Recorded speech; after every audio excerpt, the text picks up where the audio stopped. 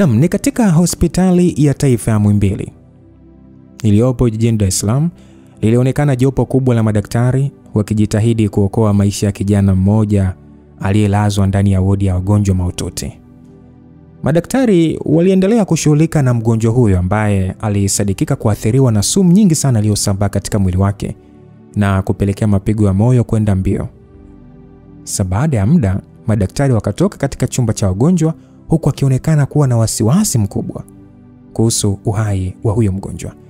Nje ya wodi kulikuwa kuna ndugu waliokuwa nasubiri ripoti ya madaktari juu ya afya ya mgonjwa wao.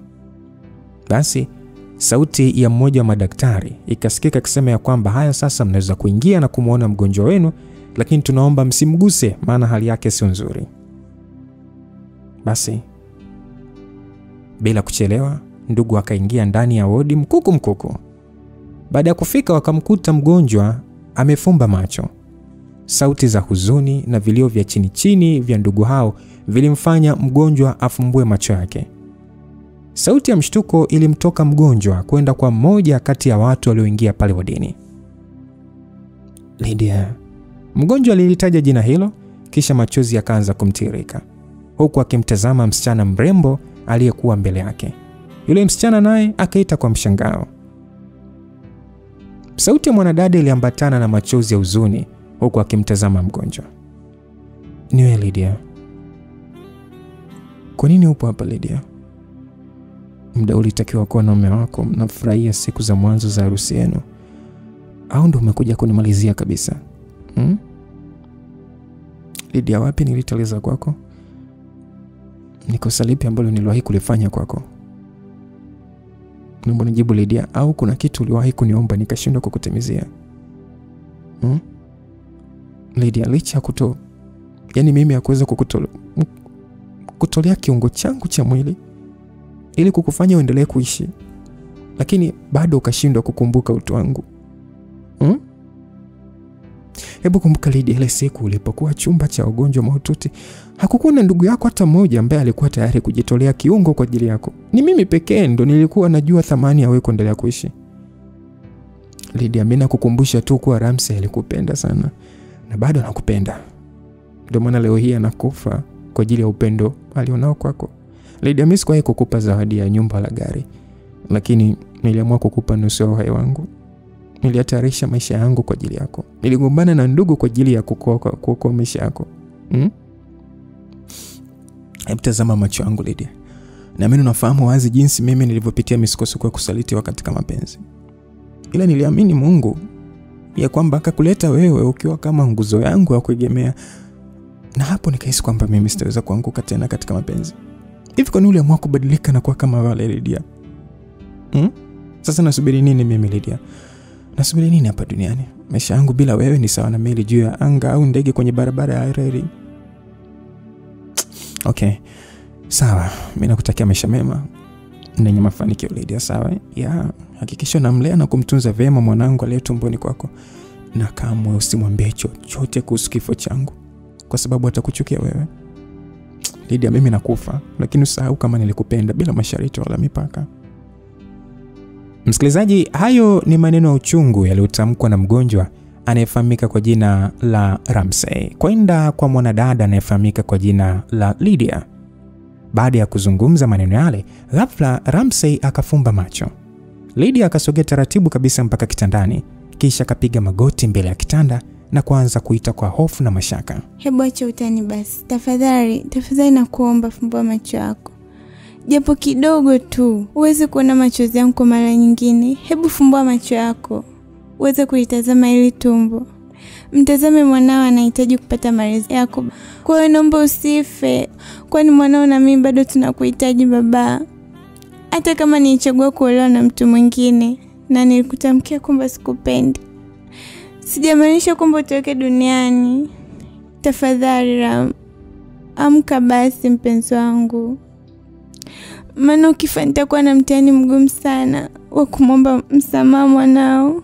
Please. Usiniache peke yangu. Usiniache na mtihani mzito kama Ramsey. Hebu amka baba. Utani gani unanifanyia? Lydia, aliita kwa sauti ya uchungu huku akimtingisha Ramsey pale kitandani. Ramsey akafumbua macho kwa mara nyingine. Ramsey akafungua tena kinywa na kuanza kuzungumza kwa tabu. Lydia. Ramsey alimuita bimdada kwa tabu sana. Kisha akakoa. Nipo hapa baba. Nakusikiliza mimi. Lydia. Wewe hapa una haja hata kunililia mimi. Kifo changu mimi ndio kitaleta uhuru na furaha katika ndoa yako wewe. Mimi hapa siwezi kupona kwa hii sumu. Na hata nikipona bado nitakufa tu. Maana mimi sitaweza kuendelea kuhimili maumivu ya kusalitiwa katika mapenzi. Hivi kwa nini kila siku ni mimi tu ndo nasalitiwa? Lydia, hebu kumbuka ni wanawake wangapi wameniliza kwenye mapenzi kabla kukutana na wewe? Sawa, unaweza kukiri kwamba mimi sijui kupenda ndo maana nilisalitiwa. Lakini je, hata wewe Lydia? Nilikukabidhi nusu ya uhai wangu. Kwa kukabidhi kiungo changu cha mwili, ina maana sikukupenda? Au kuna mapenzi mengine tofauti nayo? Nachoka mimi. Acha tu nikutakia maisha mema na yenye amani kwenye ndoa yako. Utaniombea msamaha kwa mwanangu kwa kushindwa kumwachia urithi wote zaidi ya jina la ukoo wangu tu. Usisahau kumwambia baba yake nilikuwa na ndoto kubwa kumpambania, lakini jitihada asishindi kudra. Ramsey alimaliza kuzungumza maneno hayo na kisha akafumba macho. No, amka basi Ramsey. Amka basi, sambona nafumba macho? Please baba, naomba usife. Usife mpenzi wangu. Amka basi. Amka basi Ramsey. Kwa hiyo hautaki nife Lydia, si ndio? Mimi sina baki duniani kwa sababu zipi Lydia? Nasubiri nini mimi kwenye dunia wakati wewe mwenyewe tayari umeolewa? Wewe ndio ulikuwa tumaini langu la pekee kwenye dunia Lydia. Wewe ndio umebeba furaha yangu yote ya moyo wangu. Maisha yangu mimi hayana maana yote bila uwepo wako Lydia. Ramsey alizungumza maneno hayo huku akiendelea kutokwa na machozi. Maneno ya Ramsey yalizidisha wimbi la machozi kwenye uso wa Lydia pamoja na ndugu walioingia pale udini, akiwemo mama mzazi wa Ramsey. Lydia akaikamata mikono ya Ramsey kwa unyenyekevu, kisha akaiweka kwenye tumbo lake na kumwambia, Ramsey, mimi na wewe mwanao tunakuhitaji sana, na ndio maana tupo hapa muda huu. Hebu tazama ile shani nilovaa Ramsey. Nimekimbia kanisani baada ya kupewa hii taarifa na rafiki yako Jackson. Ramsey, naomba unisamehe sana, na nakuhakikishia hamna mwanaume mwingine atakayenioa zaidi yako wewe. Nimefanya uamuzi wa kugairi kwa bila kujali familia yangu itanichukuliaje. Naomba twende mbali, twende tukaishi, tukamlee kijacho wetu baba. I love you. Haikuwa chaguo langu kuolewa na mtu mwingine, ila ni shinikizo tu la wazazi. Kiukweli kabisa nakupenda sana. Nakupenda sana na unalijua hilo baba. Huu ni muda wa sisi kwenda kuishi mbali. Twende tukaishi mbali. Kabla Lydia hajamaliza kuongea, ikasikika sauti ya mtu akipiga makofi ya pongezi. Macho ya kila mmoja yakielekea mlangoni ambako sauti ilikotokea. Sura ya kijana mmoja mtanashati tu ilionekana na kumfanya Lydia ashtuke. Jamaa huyo alizungumza kwamba, Lydia, kwa nini unataka kunikimbia? Hiyo ndio ilikuwa ni kauli ya kwanza kabisa yule kijana aliyeingia pale wodini. Sauti ya huyo kijana ilipenya vilivyo katika ngoma masikio ya Ramsey na kumfanya ashtuke, ingawa hakumuona kwa sura. Sauti ile haikuwa ngeni kabisa masikioni mwake, hivyo akajikuta anapata nguvu ya kuinuka kitandani ili aweze kumtazama vizuri mtu huyo. Aisee, ilikuwa ni uso kwa uso kati ya Ramsey na jamaa. Kila mmoja alipigwa na butwaa baada ya kumuona mwenzake. Ramsey akiita kwa mshangao na kigumizi, Jimmy. Jamaa naye akamuita Ramsey kwa mshangao hivyo hivyo na kigumizi. Aisee, kila mtu hakuamini macho yake baada ya kumuona mwenzake. Ramsey ambaye alikuwa ni mgonjwa kwa wakati ule alijikuta anapata nguvu ya kuamka pale kitandani, kisha akamtazama vizuri yule mtu ambaye anamuita kwa jina la Jimmy. Sasa huyo Jimmy akauliza kwamba, Ramsey, umepatwa na nini lakini? Ramsey akasema, Jimmy, ina maana yani wewe ndio unataka kumuoa Lydia? Inawezekanaje hili? Kwa nini ni wewe? Jimmy alijikuta anaishiwa nguvu baada ya kumwona Ramsey akiwa pale kitandani. Moja kwa moja alijua kwamba Lydia alikuwa mchumba wa Ramsey. Sasa swala lile lilimchanganya sana Jimmy. Hakutarajia kama Ramsey ndo alikuwa mchumba wa Lydia. Lakini pia Ramsey alipata mshtuko baada ya kufahamu kwamba mtu ambaye alitaka kumwoa Lydia ni Jimmy. Hakuamini kama Jimmy ndo angekuwa mhusika wa kuivunja furaha yake. Kwa nini awe Jimmy? Moyoni Ramsey akajisemea kwamba Jimmy, kwa nini ni wewe? Hata Jimmy naye moyoni alijisemea kwamba Ramsey, kwa nini kila siku ni wewe? Hayo ndio maswali ambayo kila mmoja alijiuliza kichwani mwake. So Lydia yeye alibaki kimya, asijue kitu cha kufanya, maana hakuwahi kabisa kujua kwamba Ramsey na Jimmy wanajuana. Akajaribu kurudisha kumbukumbu zake nyuma, na ndipo akaanza kuhisi kama alishawahi kumuona Jimmy hapo awali. So maswali yaliendelea kuwa mengi kichwani kwa Lydia baada ya kujua kwamba Jimmy na Ramsey walikuwa wanafahamiana. Lakini wanafahamiana vipi wakati Jimmy amesoma Marekani na Ramsey amesoma Tanzania? Hivi Jimmy ni nani? Ramsey ni nani? Yaani wanafahamiana vipi hao watu? Msikilizaji, twende sasa tuianze hii story ama hii simulizi, ama tupate historia ya maisha ya nyuma ya hawa watu. Nini kilitokea huko nyuma mpaka kufikia hatua ya Ramsey akanywa sumu kisa mapenzi? Hivi hawa watu wanajuana vipi? Tunasonga mbele msikilizaji. Kilikuwa ni kipindi cha mashindano ya michezo mbalimbali kwa shule za sekondari Tanzania, yani UMISETA. Shule nyingi za mkoa wa Dar es Salaam zilikuwa zinafanyia mashindano hayo katika uwanja wa Uhuru maarufu kama Shamba la Bibi.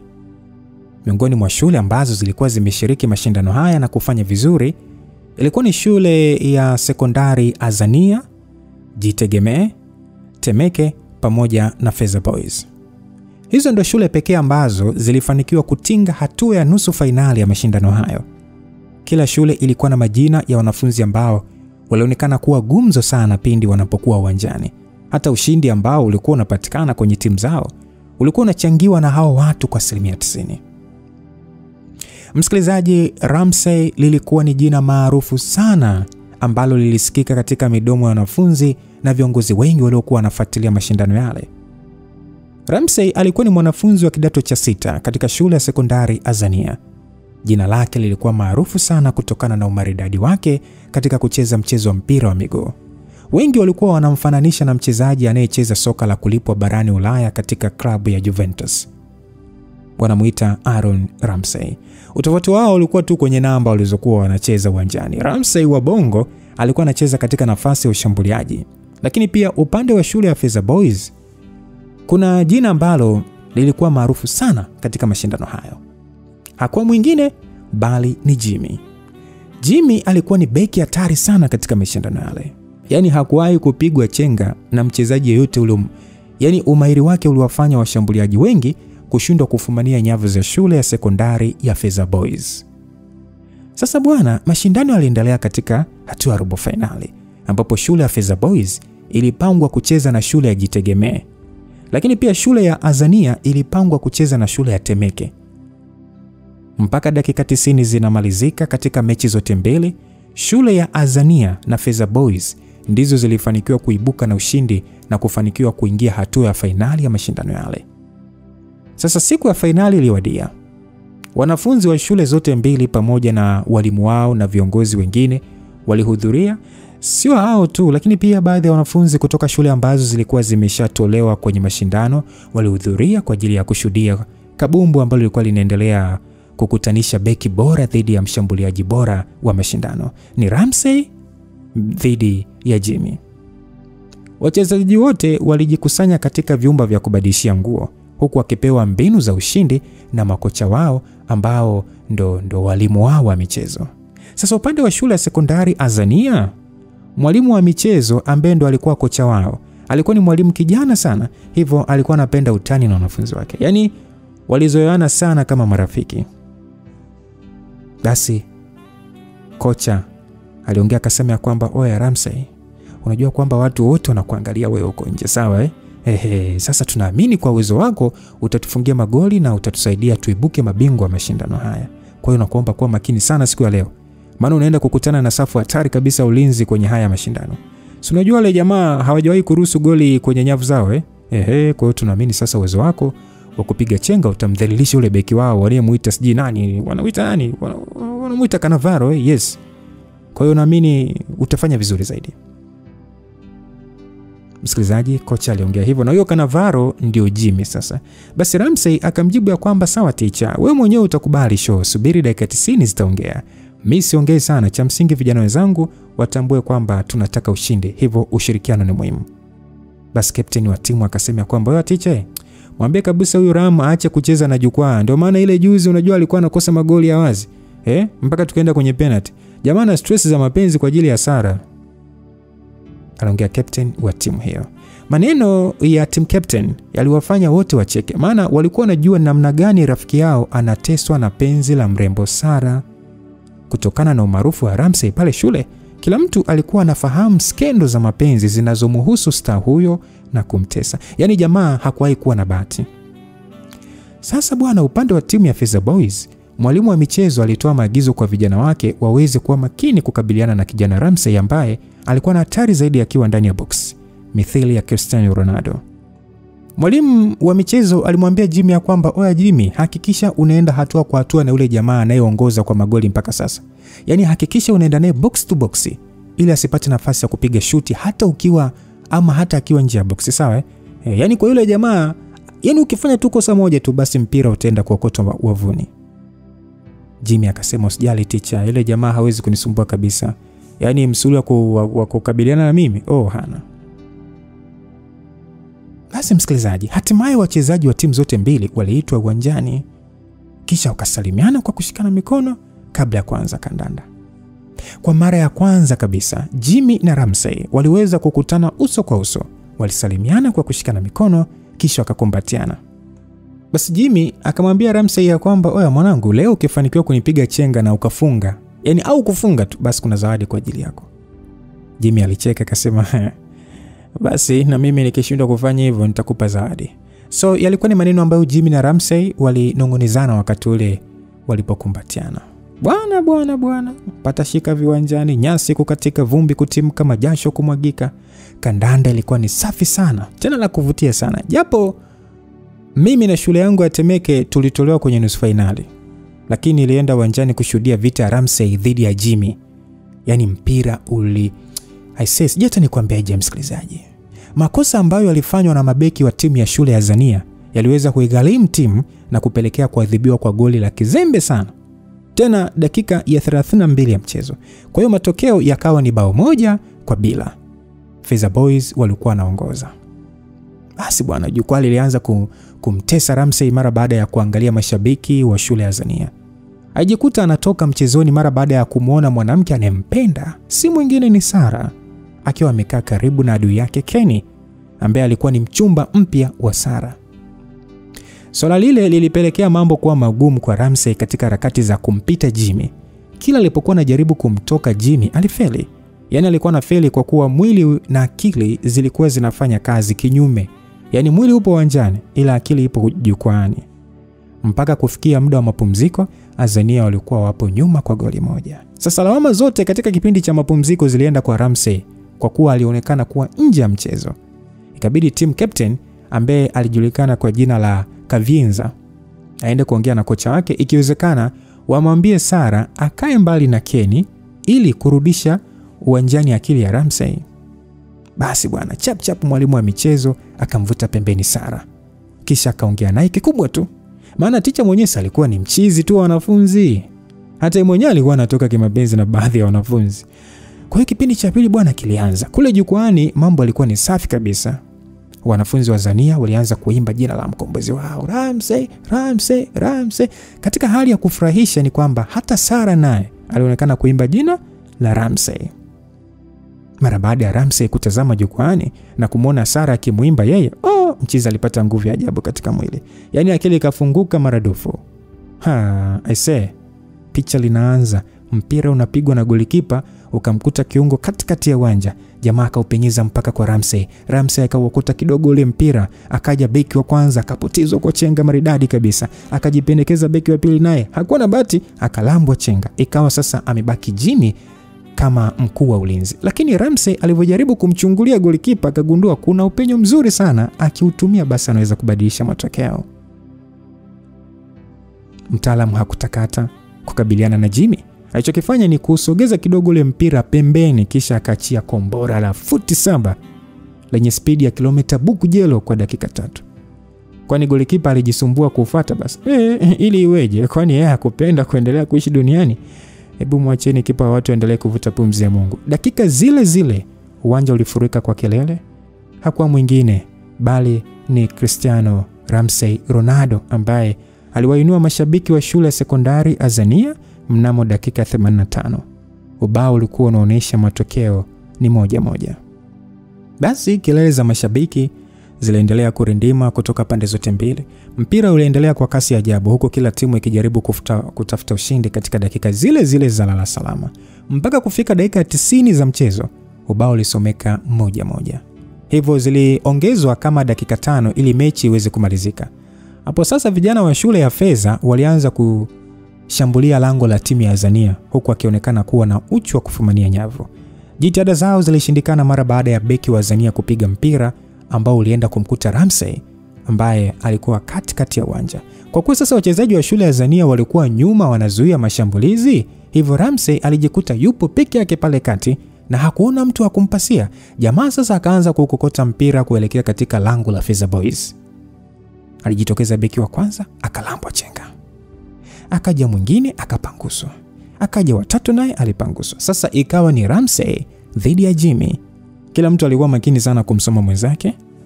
Ramsey alianza mbwembwe zake pale kwa kuchanganya miguu kwa ile staili ya mikasi kama ya Ronaldo. Jimmy alitulia huko akianza kuipiga hesabu, yani kuipigia hesabu ile miguu. Aise, japo miguu ilikuwa miwili, lakini Jimmy alianza kuona kama ile miguu ilikuwa buku hivi.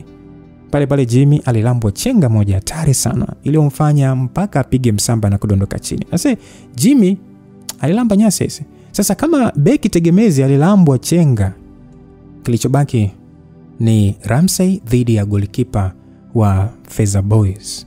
Dua na sala za mashabiki wa Feza zilikuwa kwa golikipa wao ili aweze kuokoa jahazi. Yule golikipa akaamua kujitoa golini na kumfuata Ramsey.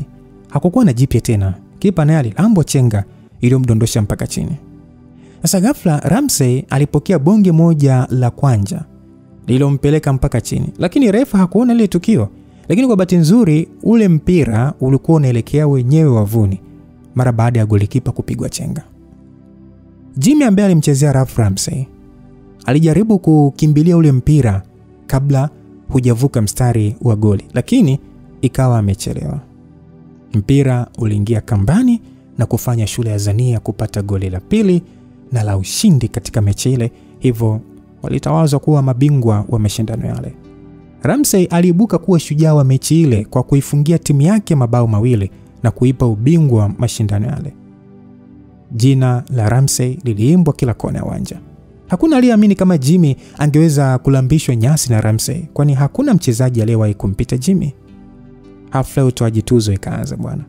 Shule ya sekondari Azania waliibuka kuwa mabingwa wa mashindano yale. Kwa mara ya kwanza kabisa tangu dunia ianze kujizungusha katika muhimili wake, tuzo ya mchezaji bora na mfungaji bora ilichukuliwa na Ramsey Innocent. Lakini pia tuzo ya beki bora wa mashindano ilichukuliwa na Jimmy Chaz. Mara baada ya kumalizika kwa zoezi la ugawaji wa tuzo, Jimmy aliamua kumfuata Ramsey na kumwomba msamaha kwa rafu ambayo aliicheza, na pia alikubali mziki wa Ramsey kwamba alikuwa ni kama hawezi kukabika. Yani jamaa alisema kama atapigwa chenga au kuruhusu bao. Ila Ramsey kafanya vyote, yani kampiga chenga na akafunga. Na kama itoshi akaamua kumlambisha ardhi. Huyo ndo Ramsey bwana. Kiro safi, Jimmy alitoa noti ya shilingi 10,000 kisha akamkabidhi Ramsey kama walivyoahidiana swala la zawadi. So Ramsey alijaribu kukataa kwa kuonyesha kwamba mpira ni fair play. Lakini Jimmy akasisitiza kwamba ahadi ni deni, hivyo ni lazima alipe. Ramsey akaona isiwe tabu bwana, akaamua tu kupokea pesa ile. Lakini pia Ramsey na Jimmy waliahidiana kwamba wangeonana tena kwa siku baadaye, hivyo walibadilishana namba za simu, na huo ndio ukawa mwanzo wa rafiki, yani wa urafiki kati ya Ramsey na Jimmy. Mara baada ya Ramsey kuagana na Jimmy, akaanza kupiga hatua kuelekea kule walipokuwa wenzake. Lakini sasa alipojaribu kuangalia kule jukwani kwa mashabiki, hakuamini macho yake kwa kila alichokiona. Yalikuwa ni zaidi ya maumivu, yani ni bonge moja la kutoneshwa kidonda. Macho ya Ramsey yaliweza kutua kwa msichana Sarah aliyekuwa ameshikana mkono na Bisho Kenny. Tukio lile lilimfanya Ramsey anyong'onyee na kukosa nguvu. Ile noti ya shilingi 10,000 aliyopewa na Jimmy ilidondoka chini bila Ramsey kufahamu. Kumbe Jimmy alikuwa anamtazama Ramsey tangu alipoanza kupiga hatua ya kwanza mpaka pale alipofikia. Jimmy akasema, "Oya, nini tatizo mwanangu? Mbona unadondosha huu mkwanja?" Ramsey akasema, "Hakuna tatizo mwanangu." Jimmy akasema, "Wapi mdao? Yaani unaonekana kabisa haupo sawa baada ya kumuona yule manzi kule jukwani. Hebu shika pesa yako bwana." Ramsey akajibu, "Fresh mwanangu, ila mademu hawa ni hatari kwa afya." "Kwa hiyo unasema hivyo mwanangu?" "Wewe acha tu mshikaji wangu. Unamwona yule pale demu yule? Yule ambaye alikuwa pale na mshikaji pale juu, unamwona? Si yule wewe yule aliyemwegemea yule jamaa pale au yupi?" Huyo mwanangu. Yaani huwezi kuamini mshikaji wangu. Kafanyaje yule demu?" Ni story ndefu mwanangu. Nikisema hapa nikusimulie tutakesha hapa. Kama vipi tutabonga zaidi siku nyingine kwa kuwa nina namba yako ya simu. Ila basi fresh mwanangu. Acha kuteseka, wewe ni star mwanangu. Alafu nisahau kukuuliza jina lako mchizi wangu. Mimi naitwa Jimmy Chaz. Nipo kidato cha 6 pale Feza Boys. Hata mimi nipo kidato cha 6 mdau wangu pale Azania. Mimi naitwa Ramsey Innocent. Basi fresh mwanangu, tutaonana siku nyingine mwanangu. Ngoja basi mimi nikaungane na wanafunzi wenzangu kule. Poa man. Basi bwana, Ramsey na Jimmy waliweza kuachana hapo na kila mmoja akaenda kuungana na wanafunzi wenzake. Baada ya shangwe za muda mfupi pale uwanjani, mwalimu aliwataka wanafunzi waweze kupanda basi la shule ili liwapeleke mpaka shuleni kwa ajili ya kupewa maagizo muhimu ya siku zinazofuatia, lakini pia walitakiwa wakafurahia ushindi pale shuleni kwao. Kila mtu kwenye lile basi aliimba jina la Ramsey kama shujaa wao. Warembo wa shule walishoboka kwa Ramsey, huku miongoni mwao wakitamani kukaa siti moja na Ramsey kwenye basi lile. Japo Ramsey alikuwa anaimbwa na kupongezwa kama shujaa wa shule, lakini moyo wake ulijawa maumivu ya mapenzi. Kitu kilichomtesa zaidi ni baada ya kumuona Sarah akiwa amekaa siti moja na Kenny. Mdau aliumia, alitamani hata kushuka kwenye gari.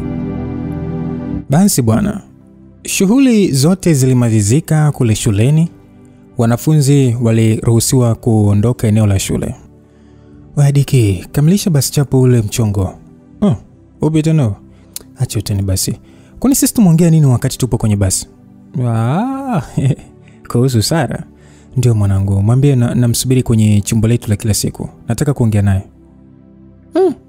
"Ila Ramsey unazingua mwanangu. Hivi kwa nini wewe unaendelea kuteseka kisa yule mwanamke mwanangu? Unajua yule demu mwanangu ana mpango nawe kabisa mwanangu, Demu kadata kwa mtoto wa Kibosile mwanangu. Yaani unaambiwa Kenny mwanangu anamwaga pesa kinoma. Hebu achana naye mwanangu, atakudhalilisha. Alafu mwanangu wewe ni star. Mbona mademu ni wengi tu mwanangu, analia namba yako ya simu kila siku mwanangu, Hebu ngoa demu mwingine basi." "Mwanangu, unayosema na ukweli ndani yake. Kwa sasa naweza kutoka na demu yoyote ule hapa school. Ila tatizo ni Sarah mwanangu, Yaani nampenda sana Sarah. Hivi mwanangu, mimi nitatembea na mademu wangapi hapa school? Kila demu ananitumia mimi kama njia kupata ustaa. Kisha ananiacha na anaenda kwenye pesa. Si unakumbuka Joyce alivyonichiti mwanangu na kwenda kwa teacher wa taaluma? Kwa sasa mimi sihitaji kuwa na mwanamke mwingine zaidi ya Sarah." "Ila mwanangu, staa bila pesa ni sana mzigo wa miiba mwanangu. Mimi nakusubiri mwanangu, achana na mademu. Sawa mimi nakusubiri uachane na mademu. Tafuta kwanza pesa kwa kuongeza bidii kwenye masomo. Cheki ulivyofeli mwanangu muda uliopita kwa ajili tu ya kuumizwa na Joyce." "Alafu Diki mwanangu, acha kumshauri ujinga mwenzako. Sikia sasa Ramsey mwanangu, unajua siku hizi kupenda kumepitwa na wakati. Akikupa kula mwanangu, kisusa wengine watakuja. Mapenzi ya kweli yamezaliwa Bombay mwanangu. Masonge kwenye majani nini? Ila ajabu ni kwamba yamemshinda mpaka Sharukani mwanangu. Wewe usiwaze, ngoja mimi nikakushtulie Sarah." "Nakubali sana Konde Boy mwanangu. Fanya hivyo basi mwanangu, nakutegemea kweli." "Oya Ramsey. Huyo Makonde unajua anakupoteza mwanangu. Kama uamini ngoja, yani utarudi kwenu ukiwa umenuna mwanangu. Mimi nasepa mwanangu. Utanipa matokeo Jumatatu au mimi nitakucheki WhatsApp baadaye. Poa mwanangu. Leo hakika ni kuwa online maana si unajua tena hapa nina pesa za kutosha mdau. Deki ambaye ni rafiki wa Ramsey aliamua kuondoka na kumwacha Ramsey akiwa anamsubiri Sara. Abdi ambaye alikuwa anajiita Konde Boy alienda moja kwa moja mpaka alipokuwa amesimama Sara. Kwa bahati nzuri wakati huo Sara hakuwa na Kenny. Sasa Abdi alianza kumweleza Sara dhamira yake kubwa ya kumfuata mahali pale. Sara alionekana kuchukia ujumbe ule. Baada ya dakika chache kupita, hatimaye Sara alienda kusikiliza wito wa Ramsey. Sara alisema ya kwamba hivi Ram, ni mara ngapi nimekuambia uache kunisumbua? Mbona unataka kunigombanisha na mpenzi wangu? Hapana Sara, usiseme hivyo. Kumbuka basi tulipotoka mpenzi wangu. Hebu nionee huruma basi mwenzako. Hebu angalia ni wasichana wangapi nimejaribu kuwakataa kwa ajili yako. Baada ya Ramsey kusema hivyo, Sara akasema hilo alinihusu. Wewe ni star, basi mchukue msichana mwingine ila sio mimi tena. Hivi Ramsey, unavyoniona sasa hivi nafanana na Sara wa zamani? Ngoja nikwambie kitu. Kaa ukijua kwamba ustaa na umaarufu wako mimi yani haunihusu. Maana haunilishi wala univalishi. Kwa sasa Kenny ndo ananifanya mimi nipendeze. Nitake nini kwa Kenny nisipewe? Yaani mtoto nagaramiwa kweli kweli. Upo hapo mkaka? Hebu achana mimi. Lakini Sara, hata mimi mwenyewe mbona nilikuwa najitahidi sana kukupa pesa ulizokuwa unahitaji. Nilishatumia mpaka ada ya shule kwa ajili yako. Hivi ulitaka mimi nifanye nini zaidi ya hayo ili uamini kwamba nilikuwa nakupenda? Baada ya Ramsey kuongea hivyo, Sara akamjibu Ramsey, sihitaji excuse yoyote, sawa? Naomba tu niache niondoke zangu, usije ukaniharibia msosi wangu kwa Kenny. Uwe na siku njema. Msikilizaji, Sara alikuwa anaondoka zake. Ramsey akaanza kumkimbilia Sara. Alifanikiwa kumkuta Sara kisha akamshika mkono. Kwa bahati mbaya sasa dakika zile zile alitokea Bisho na mtanashati Kenny. Kenny alikuwa ni mtoto wa kishua ambaye alitumia pesa zake kwa wasichana. Yaani jamaa hakuwahi kuzingatia masomo.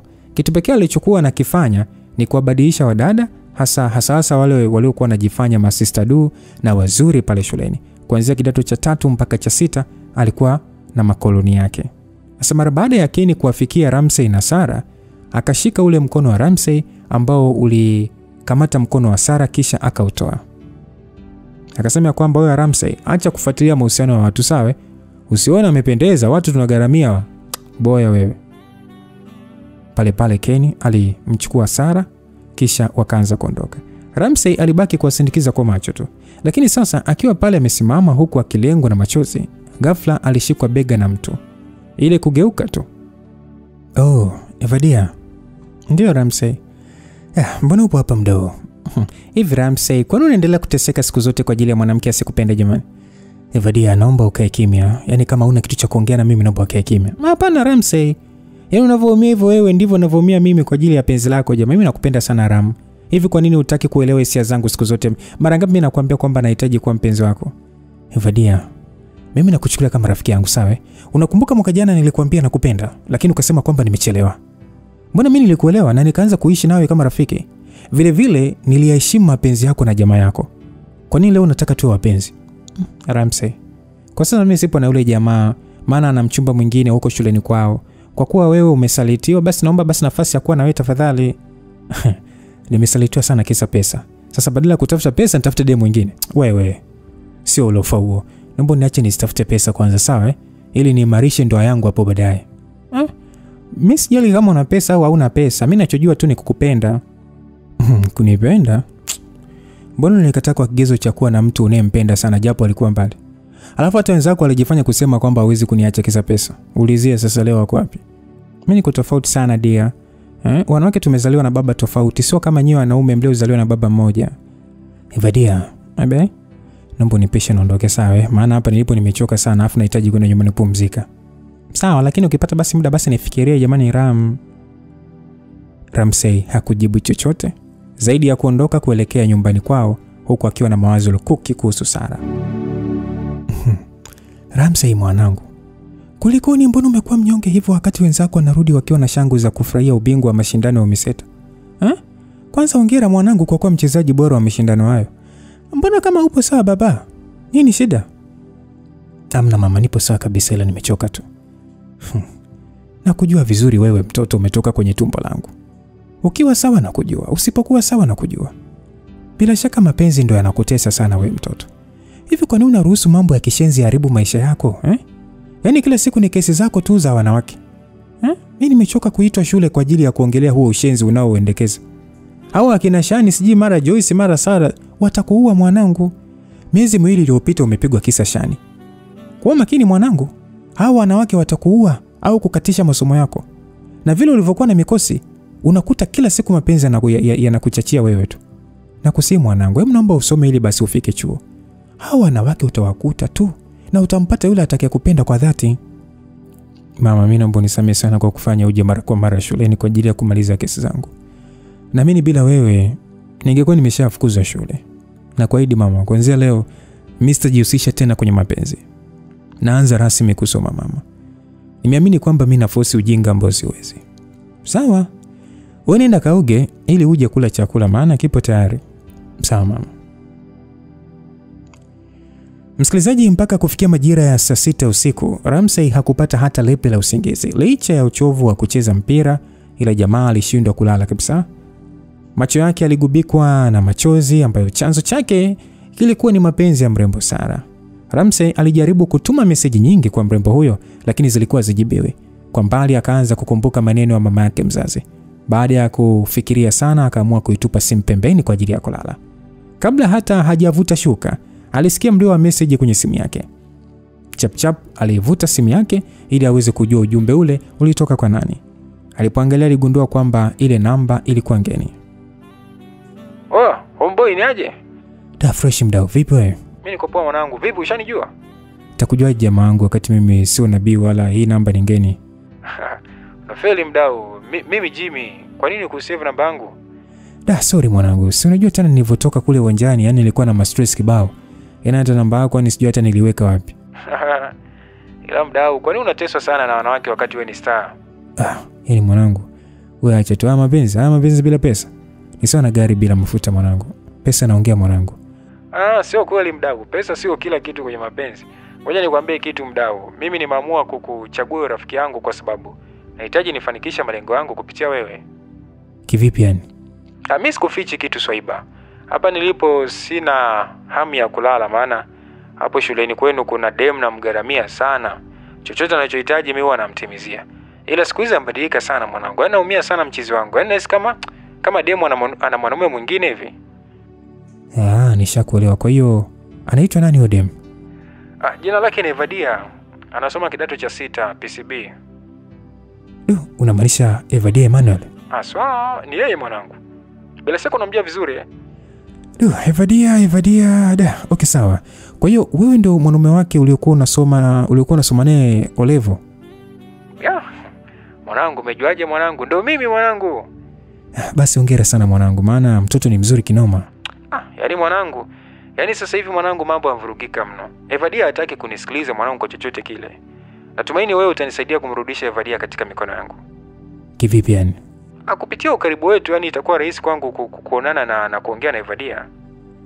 Nimekusoma mdao, kwa kuwa usiku umeshakuwa mkubwa, hebu tulale kwanza alafu tutafute siku tupige story vizuri.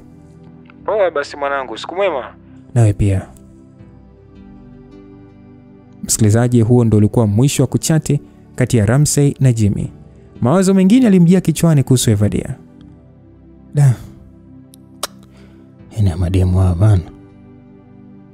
Kwa hiyo ni kumbe Evadia alikuwa ni mpenzi wa Jimmy. Sasa kwa nini anataka kuwa na mimi kwenye mahusiano? Au anataka baadaye aje kuniumiza kama walivyofanya wengine? Kwa hili hapana. Kwanza sasa sihitaji tena kuingia kwenye mahusiano na mwanamke yote yule, hata kama ni Sara. Kwa sasa nahitaji kuongeza bidii kwenye masomo tu ili nifikie malengo yangu. Msikilizaji, hayo yalikuwa ni mawazo ya mtaalamu Ramsey. Baada ya kuwaza sana na kumdadavua Sara na Evadia kwa marefu na mapana, hatimaye usingizi ulimpitia Ramsey. Maeneo ya shule ya sekondari Azania, wanafunzi walionekana kuwa nadhifu kabisa. Siku hiyo Ramsey aliamua kuja tofauti kabisa, kwani hakutaka kabisa shobo na wale mademu ambao walikuwa wanatafuta kiki kupitia jina lake. Kwa hakika hata yule Evadia ambaye alikuwa ni rafiki wa karibu wa Ramsey alishangaa kuona jamaa hana muda na yeye. Ikabidi sasa Evadia ajibebishe tu kwa Ramsey kama ilivyokuwa kawaida yake. Basi Evadia akasema ya kwamba Ram, jamani, leo una nini dia? Mbona umenichunia hivyo? Yeye unanipita kama unijui? Mbona nipo kawaida tu. Hapana Ram, mimi sijakuzoea hivyo. Ndio uanze sasa kunizoea. Mimi siwezi kwa kweli. Nitaanzaje sasa kwa mfano na vile ninavyokupenda? Kwa sasa sihitaji mwanamke yote ule. Kwa naomba niache Evadia, sawa? Ukishapata bahati ya kupendwa unatakiwa upendeke. Acha tabia za kutengeneza cheni. Basi dakika zile zile tu mwalimu aliingia darasani kwa ajili ya kufundisha. Huo ndio ulikuwa mwisho wa maongezi yale. Masomo yaliendelea kama kawaida na Ramsey alikuwa makini sana kumsikiliza mwalimu wake. Unaambiwa sio kucheza mpira tu. Hata darasani Ramsey alikuwa na uelewa wa hali ya juu. Kuna muda alikuwa anashika nafasi ya kwanza, ila stress za mapenzi zilikuwa zinamshusha chate mpaka kufikia hatua ya kutoonekana ndani ya 10 bora. Yaani mpaka kufikia saa 8:30 vipindi vilikuwa vimekwisha malizika tayari. Wanafunzi walianza kuondoka kuelekea nyumbani kwao. Majira ya saa 4 usiku Ramsey alikuwa zake kitandani huku akichezea simu yake ya smartphone. Haikuwa kubwa sana ila ilimwezesha kupata huduma za internet.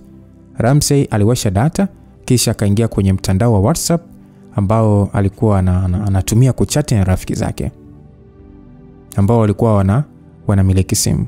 Hasa mara baada ya kuingia alikutana na message nyingi kutoka kwa marafiki zake. Akaanza kujibu message za mmoja badala ya mwingine. Kuna message alikutana nayo ikimwambia kwamba Ram, mambo. Alikutana nayo message lakini pia mtumaji alikuwa online muda ule. Ramsey akaamua kujibu akasema, fresh vipi wewe? Akajibu, mimi mzima kabisa. Ramsey akasema, nielekeze sasa. Ramsey akaambia, nataka kuja kwenu weekend Ram. Kwetu? Yeah. Uje kufanya nini? Anataka tu kuja unifundishe ile topic ya organic chemistry. Mwenzako hata sijui kabisa, alafu bado miezi 2 tu tufanye mtihani wa mwisho wa kuhitimu. Nitakufundisha shuleni usijali, nyumbani hakuna mazingira mazuri ya kusomea. Basi njoo nyumbani. Nimesema shuleni. Kama utaki basi mtafute mwalimu wako. Sawa, lakini vipi kuhusu jibu langu Ram? Hivi Evadia, kwa nini yani sijata nisemeje, yani kwa nini hamtaki kuniona mimi nikifurahia maisha jamani? Hivi mnapata raha gani mkiniona mimi nateseka kisa mapenzi? Kwa nini kila siku mimi tu? Kwa sasa mimi sihitaji tena kuwa kwenye mahusiano ambayo hata sijui yanahusiana na nini. Mnaombeni basi mniache nisome ili nifikishe malengo yangu. Lakini Ram jamani, mimi nakupenda kweli ujue. Hivi Evadia, kwa nini unataka kuwa na wanaume zaidi ya wawili? Kwa nini usimpenda anayekupenda? Hakuna anayependa kwa sasa. Na mimi nilishakwambia kwamba yule boy wangu alishanisaliti na kwa sasa nitaki tena. Acha uongoe mwanamke. Wewe si ndiye uliyekuwa unamsifia boy wako kwamba ametulia. Lakini pia ulikuwa unanionyesha mpaka zawadi alizokuwa anakupatia shemu wangu. Hata mimi nakiri kwamba alikuwa anakuhudumia kweli kweli. Sasa kwa nini sasa umeingia na tamaa za kumsaliti? Hapana bwana, unajua yeye ndo kanisaliti na kwa sasa nitaki tena.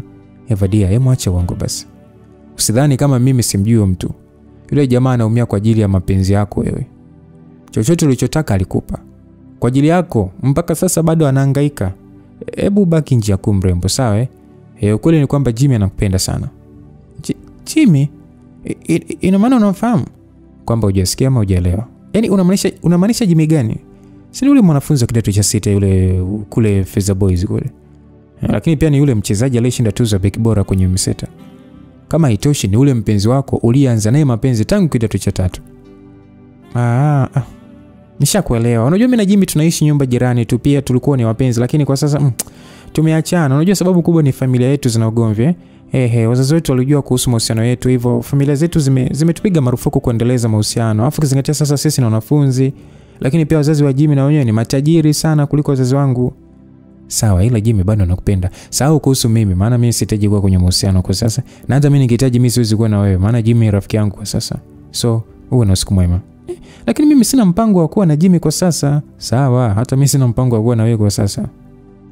Msikilizaji, hiyo ndio ilikuwa ni ujumbe wa mwisho kutoka kwa Ramsey, na aliamua kuzima data kisha kalala zake.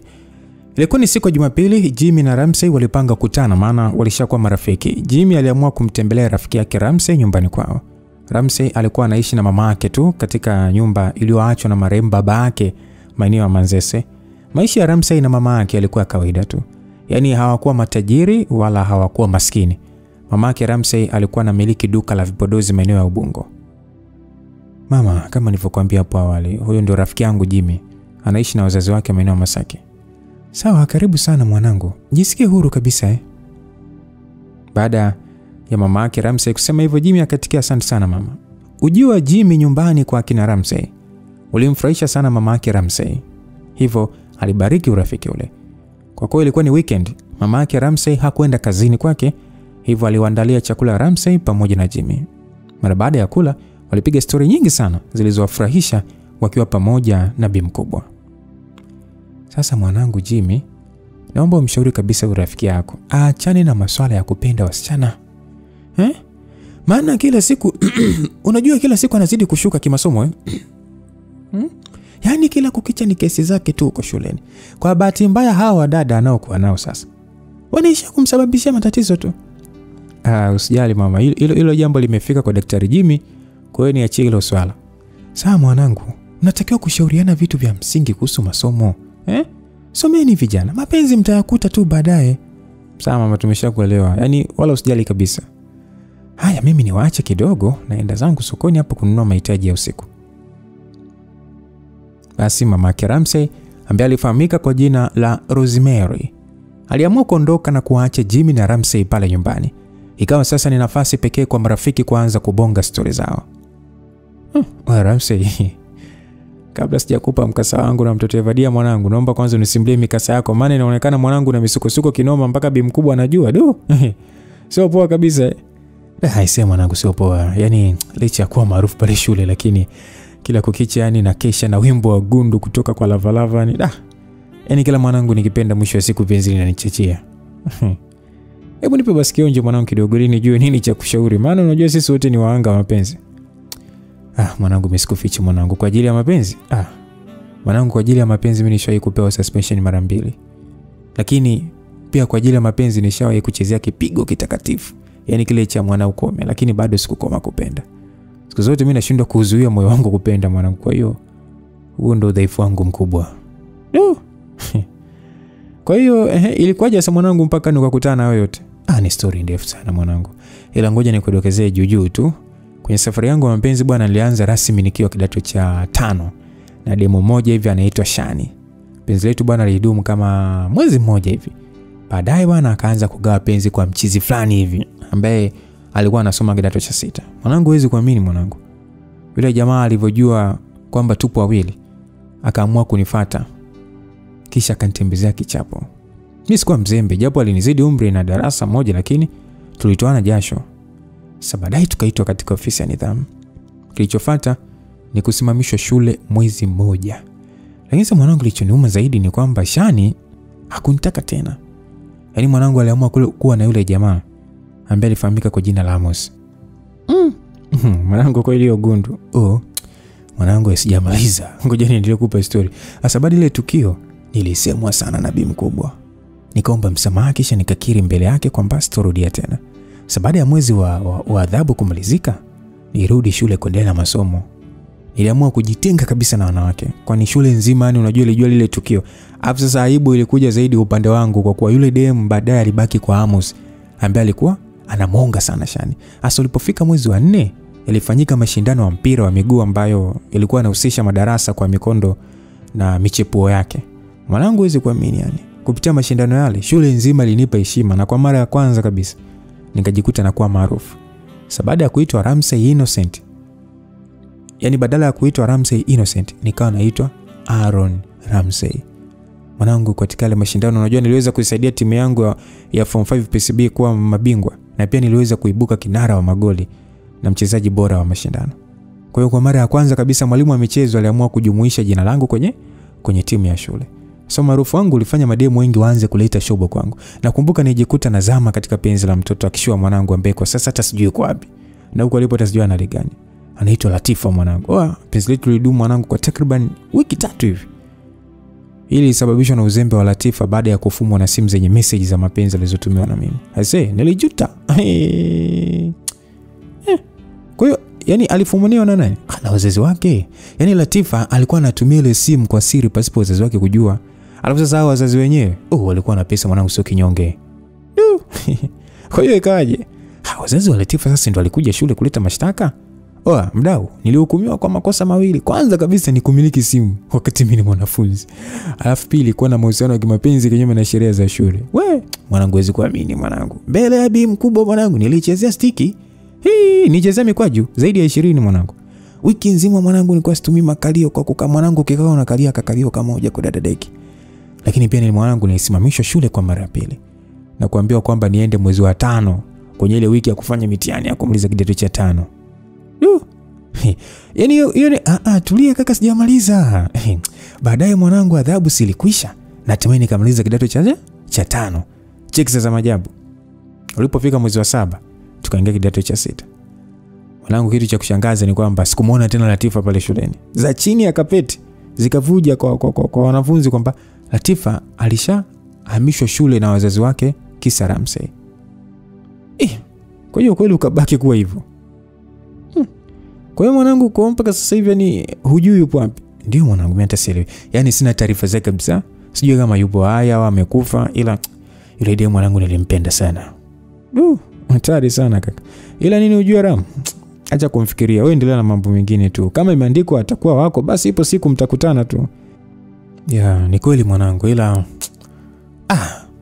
yaani mwanangu mapenzi haya kipuzi sana. Unajua nilishamfuta kichwani baada ya kuzama kwenye penzi la mtoto wa Kichaga anaitwa Joyce. Aisee mwanangu demo alinisaliti kisa mwalimu wa taaluma. Teacher aliamua kunipokonya tonge langu mdomoni. Kisha akaniambia nikae pembeni vinginevyo nitajuta kusoma kwenye ile shule. Kula la leki. Kwa hiyo sasa uliamua kumwachia ama? Sasa Jimmy, hiyo nguvu ya kupambana mwalimu ningetoa wapi? Wakati Joyce alinitamkia kuwa nipendi tena. Hakukuwa na namna zaidi ya kukubali matokeo.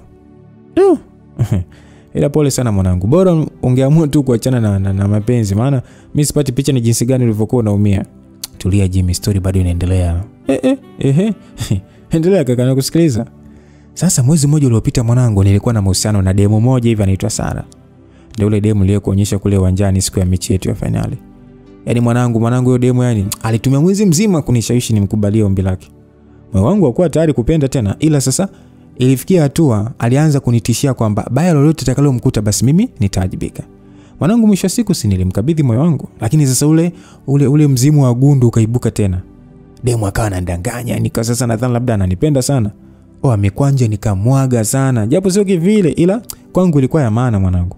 Huwezi kuamini mwanangu. Unajua mimi nishawahi kumpa mpaka pesa yangu ya ada, lakini wapi? Akanisaliti. Kuna bisho mmoja hivi kutoka Ushuani mwanangu alianza kumuonga pesa na mwisho siku akamchukua. Mpaka kufikia muda huu nakupa story mwanangu, bado maumivu ya kusalitiwa na Sara hayajaisha moyoni. Pole sana mwanangu. Pole sana kwa kuwa na gundu kwenye mapenzi, ila naamini kuna mtu sahihi yupo kwa ajili yako. Mwanangu vuta subira na usikate tamaa, maana ndo kwanza damu zetu changa. Fresh mwanangu, ila mimi sidhani kama kwenye dunia kuna mapenzi ya kweli. Huwezi kuamini mwanangu, sasa kuna demo ananisumbua sana, anataka niwe naye kwenye mapenzi wakati tayari ana boy wake. Sasa mwanangu kama wewe unaibiwa mademu zako. Sasa kwa nini naona kwa muoga wa mademu watu? Nawe pita naye. Ikiwezekana pokonya mtu tonge. Kwa yule demu mwanangu hapana, siwezi kufanya hivyo. Kwa nini mzee? Kama unajirahisisha usiogope mwanangu. Wewe piga tu, chapa tembea mbele. Au kama vipi nipe namba yake ili mimi nipite naye kibingwa. Hiyo namba hata nikikupatia utaweza kuiandika kwenye simu yako Jimmy. Sasa kwa nini siweze? Wewe nipe mimi nikuonyeshe kazi au sio? Wewe nipe. Ramsey aliwaza kwa sekunde kadhaa kisha akaitoa simu yake na kuanza kubofya. Baada ya kubofya akampatia simu Jimmy huku akimwambia kwamba namba yenyewe ndio hiyo hapo niliyoisave Eva. Jimmy akapokea ile simu ya Ramsey kisha akaanza kutazama vizuri ile namba. Haikuwa namba kabisa, yani haikuwa kabisa ni ngeni machoni mwake. Ni namba ambayo ilikuwepo mpaka kichwani kwake. Mwanaume alianza kuhisi joto kali mwilini huku mapigo ya moyo yakimwenda mbio.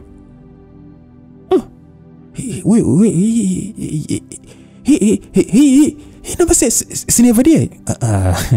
Cool down my boy, cool down. Sinikwambia hautaweza kuiandika hiyo namba. Mwanangu, mbona sielewi ama picha mwanangu? Usijali mwanangu, utaelewa tu. Hebu nipatie story zako sasa.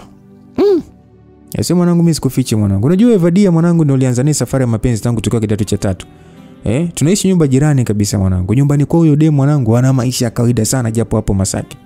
Tangu tulipoanza mapenzi nilikuwa ni mtu wa kujitoa sana kwa ajili ya Evadia mwanangu. Chochote alichokuwa anahitaji mwanangu hakuwahi kukikosa kwangu. Maana unajua nyumbani kwetu pesa zipo mwanangu. Yaani mpaka ile simu anaotumia mimi ndo nimemnunulia.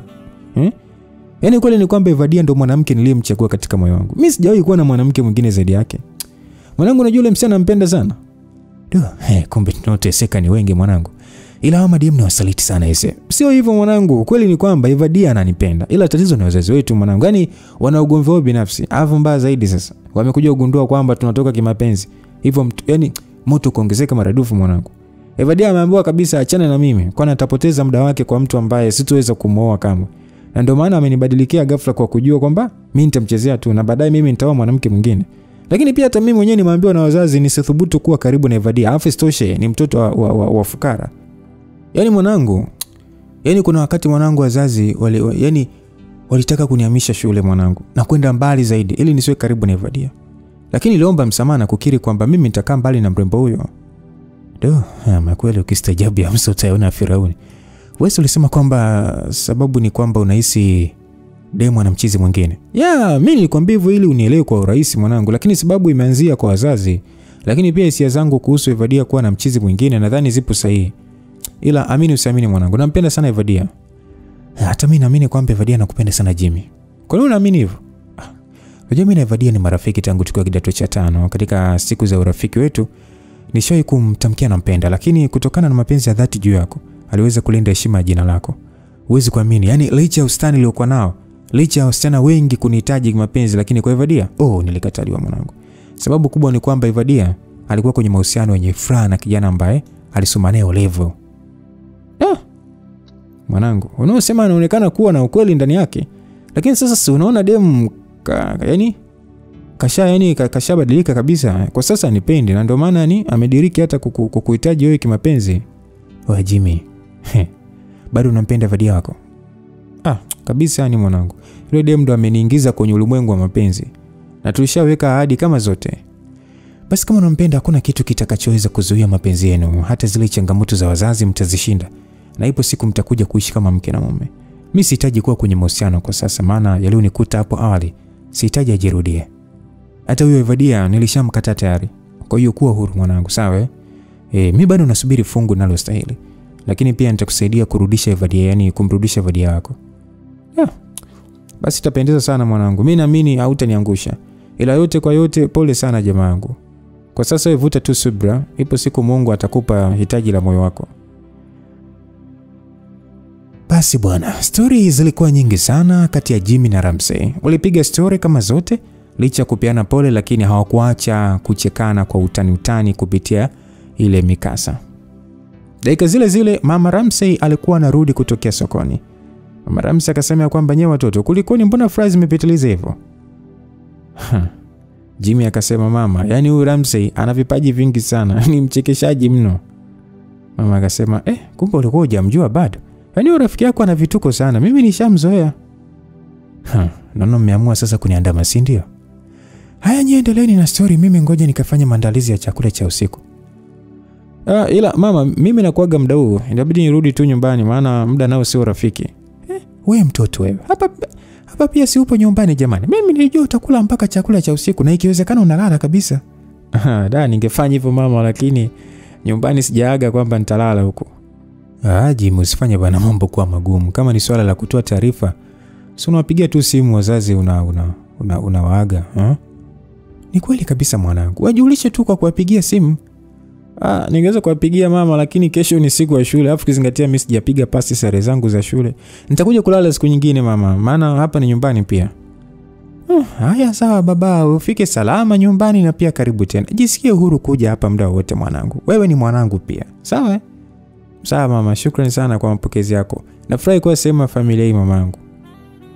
Mara baada ya kuagana kwa dakika takriban 5, hatimaye Jimmy aliondoka huku akisindikizwa na rafiki yake. Njia nzima walikuwa wanaendelea kupiga story kama kawaida yao. Ramsey, mwanangu fanya ujinga wote, lakini usisahau kuwekeza akili na nguvu zote kwenye masomo mwanangu.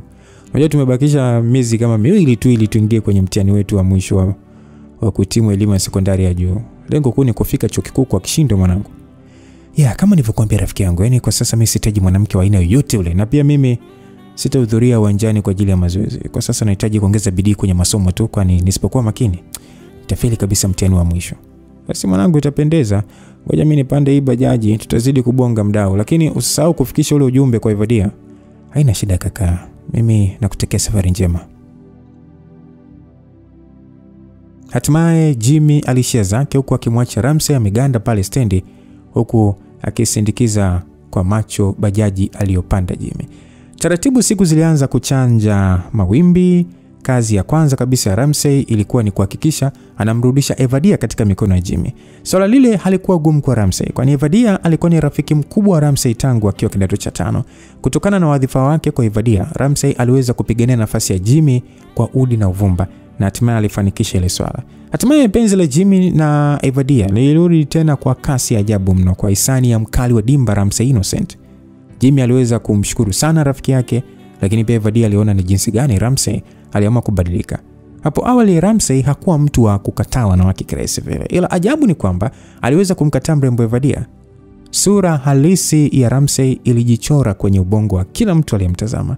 Ramsey alibadilika mno mpaka baadhi ya walimu wakaanza kufurahia mabadiliko ya kijana wao. Lakini pia hata mama yake Ramsey alishangaa tukio lile. Alifurahi kumwona mwanae anakesha na kitabu mpaka majira ya saa 8 za usiku.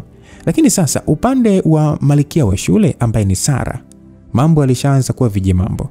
Yule Bishokeni aliamua kuachana kabisa na Sara mara baada ya kujilia uroda. Yaani swala la kula uroda na kisha kuacha ilikuwa ni kawaida ya Kenny. Mara baada ya Sara kuachwa na Kenny, alijikuta anawaza enzi za nyuma za mapenzi ya furaha aliyopewa na mtaalamu Ramsey. Alikumbuka namna ambavyo Ramsey alitoa kile kidogo alichokipata kwa mama yake ili mradi tu amridhishe yeye. Mara nyingi Ramsey alikubali kutoa pesa yake ya matumizi ya siku pale shule kwa ajili ya kumpa Sara ili ale vizuri. Lakini pia alikumbuka tukio la Ramsey kumpatia ada ya shule kwa ajili ya kumpeleka mama yake hospitali. Lakini sasa maumivu yalikuja zaidi kwa Sara baada ya kujua kwamba mtu yule alishampoteza tayari kutokana na tamaa zake. Afu mbaya zaidi alihisi kwamba Evadia na Ramsey wameshakuwa wapenzi tayari. Basi Sara alijisemea kwamba siwezi kukubali, lazima nimrudishe Ramsey wangu. Alijisemea hivyo akiwa peke yake anawaza. Ilikuwa ni siku maalum ya kufanya usafi katika shule ya sekondari Azania. Wanafunzi wote kwa pamoja walishiriki kamilifu katika zoezi lile. Ramsey alikuwa na rafiki yake Diki na Abdi kwenye kundi ambalo lilikuwa na jukumu la kumwagilia bustani. Basi Ramsey akaitwa akaambiwa, Ramsey, mwanangu nisahau kukupa salamu zako mwanangu. Salamu kutoka wapi tena? Ila asubuhi mwanangu wakati naingia getini nilikutana na Sara. Ona sasa ushaanza ongeze wako Abdi. Kama taarifa umepewa na huyo Kima, bora uendelee kusahau tu. Mimi sitaki kusikia chochote. Ila Ramsey mwanangu, mbona feli mwanangu? Sasa sikia. Hebu sikiliza kwanza ujumbe mwanangu, sawa sikiliza ujumbe afu ndio ufanye maamuzi. Si unajua tena mjumbe afungwi. Kwa hiyo mpaka wewe Diki unaunga mkono. Okay, ongea nakusikiza Abdi. Haya. Sasa ni hivi mwanangu, Sara amesema muonane kwenye chimbo lenu baada ya wanafunzi kuruhusiwa kwenda majumbani. Yaani hiyo tu lazima taarifa kipuzi. Yaani mimi niende kumsikiliza mtu ambaye hakutaka kunisikiliza. Tulia umboi, wewe nenda kumsikiliza mwanangu. Akikuletea mapenzi unatakiwa mlipizie maumivu. Wewe yaani unamkataa mchana kweupe. Wewe hivi unafeliga wapi mwanangu wakati malipo ni hapa duniani? Nasi Abdi, tangu nikujue leo ndio umeongea bonge moja la point. Ngoja nifanyie kazi ushauri wako. Basi kazi ziliendelea kama kawaida na hatimaye wanafunzi walifanikiwa kumaliza shughuli za usafi. Mazingira ya Azania yalinoga sana. Mara baada ya zile shughuli za usafi kukamilika, hatimaye wanafunzi waliruhusiwa kurudi nyumbani kwao. Ramsey yeye alikumbuka ahadi ya makutano na mrembo Sara. Chap akawaga marafiki zake Abdi na Diki, kisha akaelekea chimbo ambalo lilikuwa maeneo ya uwanja wa shule wa mpira wa mikono. Sara ndo alikuwa wa kwanza kufikia eneo lile. Ramsey naye alifika eneo lile huku akiwa na sura kavu, wakati Sara alikuwa na sura legevu. Ramsey mpenzi wangu, kwanza kabisa naomba mimi unisamehe kwa yote niliyokufanyia hapo awali. Naomba turudishe tu mapenzi yetu na tuwe kama zamani. Eti mimi ni mpenzi wako. Nikusamehe tuishi kama zamani. Kwa misingi ipi kwa mfano?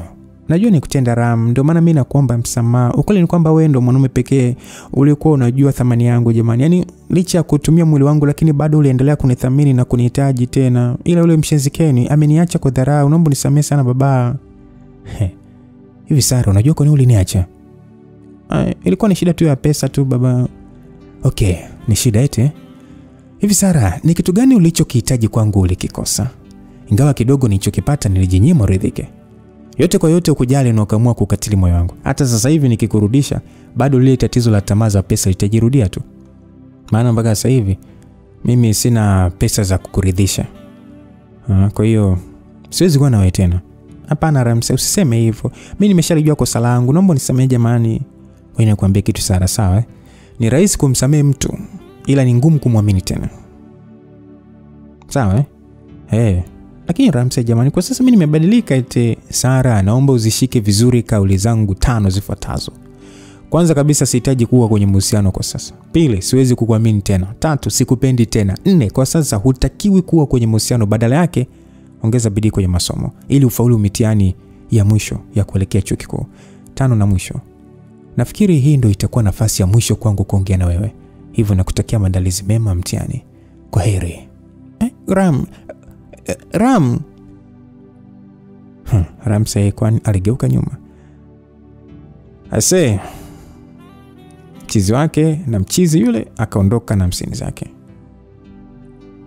Hatua za Ramsey kutoka pale alipokuwa amesimama na Sara zilihitimisha mazungumzo kati ya Ramsey na Sara. Ramsey hakutazama tena nyuma, badala yake aliondoka. Kama ilivyokuwa desturi ya mapenzi kwamba ni rahisi kumsamehe mtu lakini kumwamini tena inakuwa ni ngumu, ndivyo ilivyokuwa kwenye penzi la Ramsey na Sara. Ramsey aliamua kubadilika kabisa. Hakutaka tena kurudisha matapishi mdomoni. Japo alimpenda sana Sara, lakini aliamua kufanya maamuzi magumu ili kurudisha heshima yake. Tukio lile lilimkosesha raha sana Sara. Kwa hiyo aliumia kuliko kawaida. Alijuta kumpoteza kijana ambaye alijitoa kwa ajili yake. Basi zaidi alihisi Ramsey yupo kwenye mahusiano na mrembo Evadia. Kila alipojaribu kukumbuka matukio ya Ramsey akiwa pamoja na Evadia, ndivyo alivyozidi kupata uchizi. Basi bwana, Sara alijisemea kwamba siwezi kushindwa kirahisi hivi. Yes, anitaki tena. Sasa ngoja nimuonyeshe picha la Kihindi ili ajue kwamba mimi ni mwendawazimu. Basi Sara alijisemea moyoni mwake maneno hayo. Basi bwana, siku zilisonga. Hatimaye ulibakia mwezi mmoja na wiki kama 2 ili Ramsey na wenzake wa kidato cha 6 wafanye mtihani wa mwisho wa kidato cha 6. Watainiwa walikuwa makini sana kuzingatia masomo kuliko kitu chochote kile. Kwa kuwa Jimmy na Ramsey walikuwa wanasoma PCB, hivyo walikuwa wanatumiana maswali ya mitihani kwenye mtandao wa WhatsApp. Na lengo lao lilikuwa ni kufika chuo kikuu kwa kishindo. Ndoto zao zilikuwa ni kusomea udaktari katika chuo kikuu cha Muhimbili, yani MUHAS. Na majira ya 4 asubuhi katika shule ya sekondari ya Zania, walionekana wanafunzi wa kidato cha 6 wakiwa busy kujisomea kwenye makundi madogo madogo.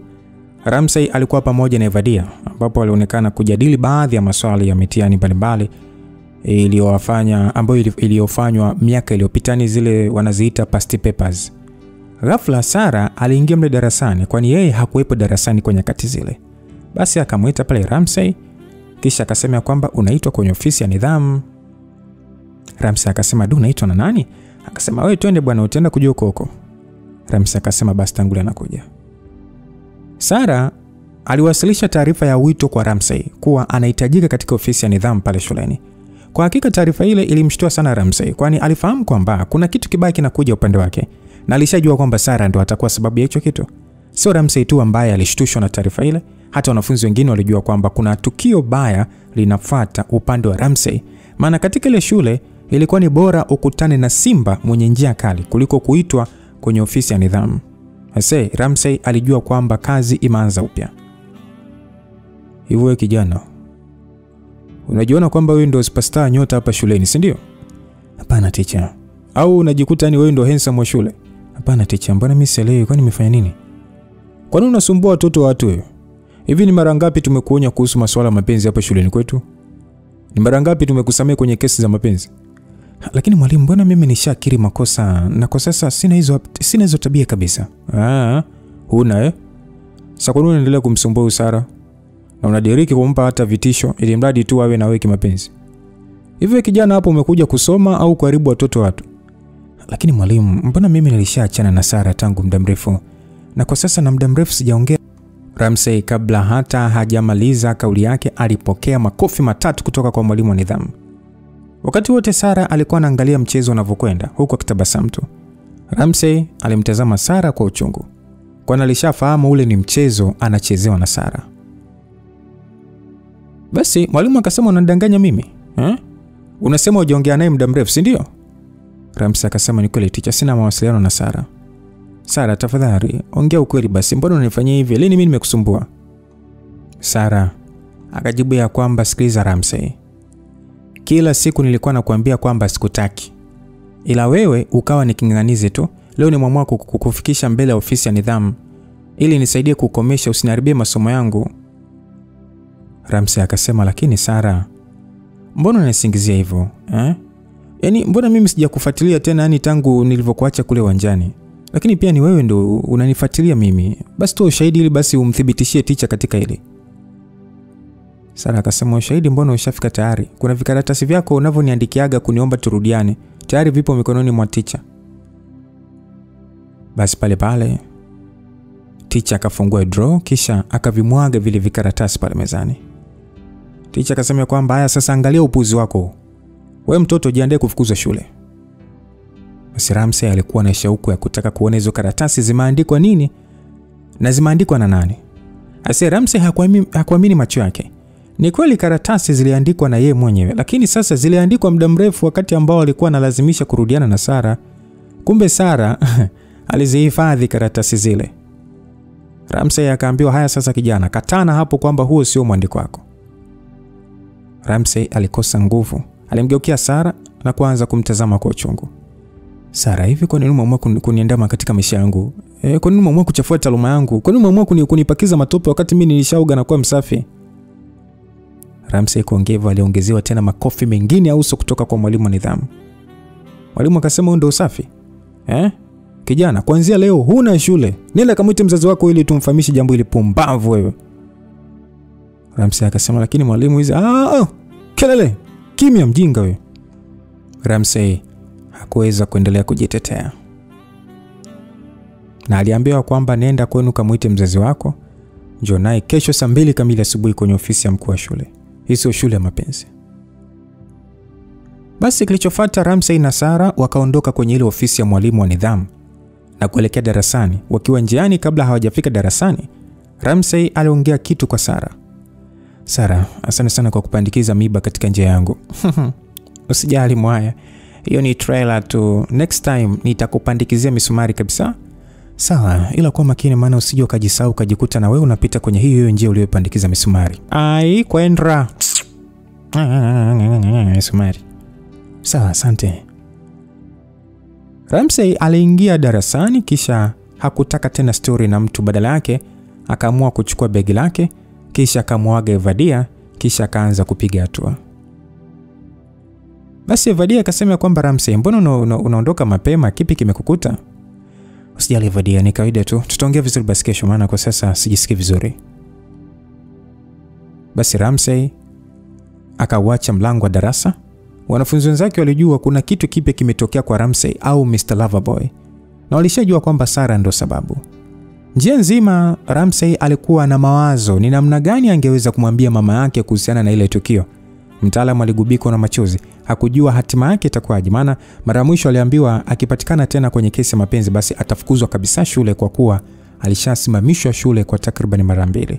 Lakini pia jina lake lilisainiwa takriban mara 2 kwenye daftari la watukutu au waovu wa shule linalojulikana kama Black Book. Na sheria za daftari lile ni kufukuzwa shule endapo jina lako litapatikana zaidi ya mara 3.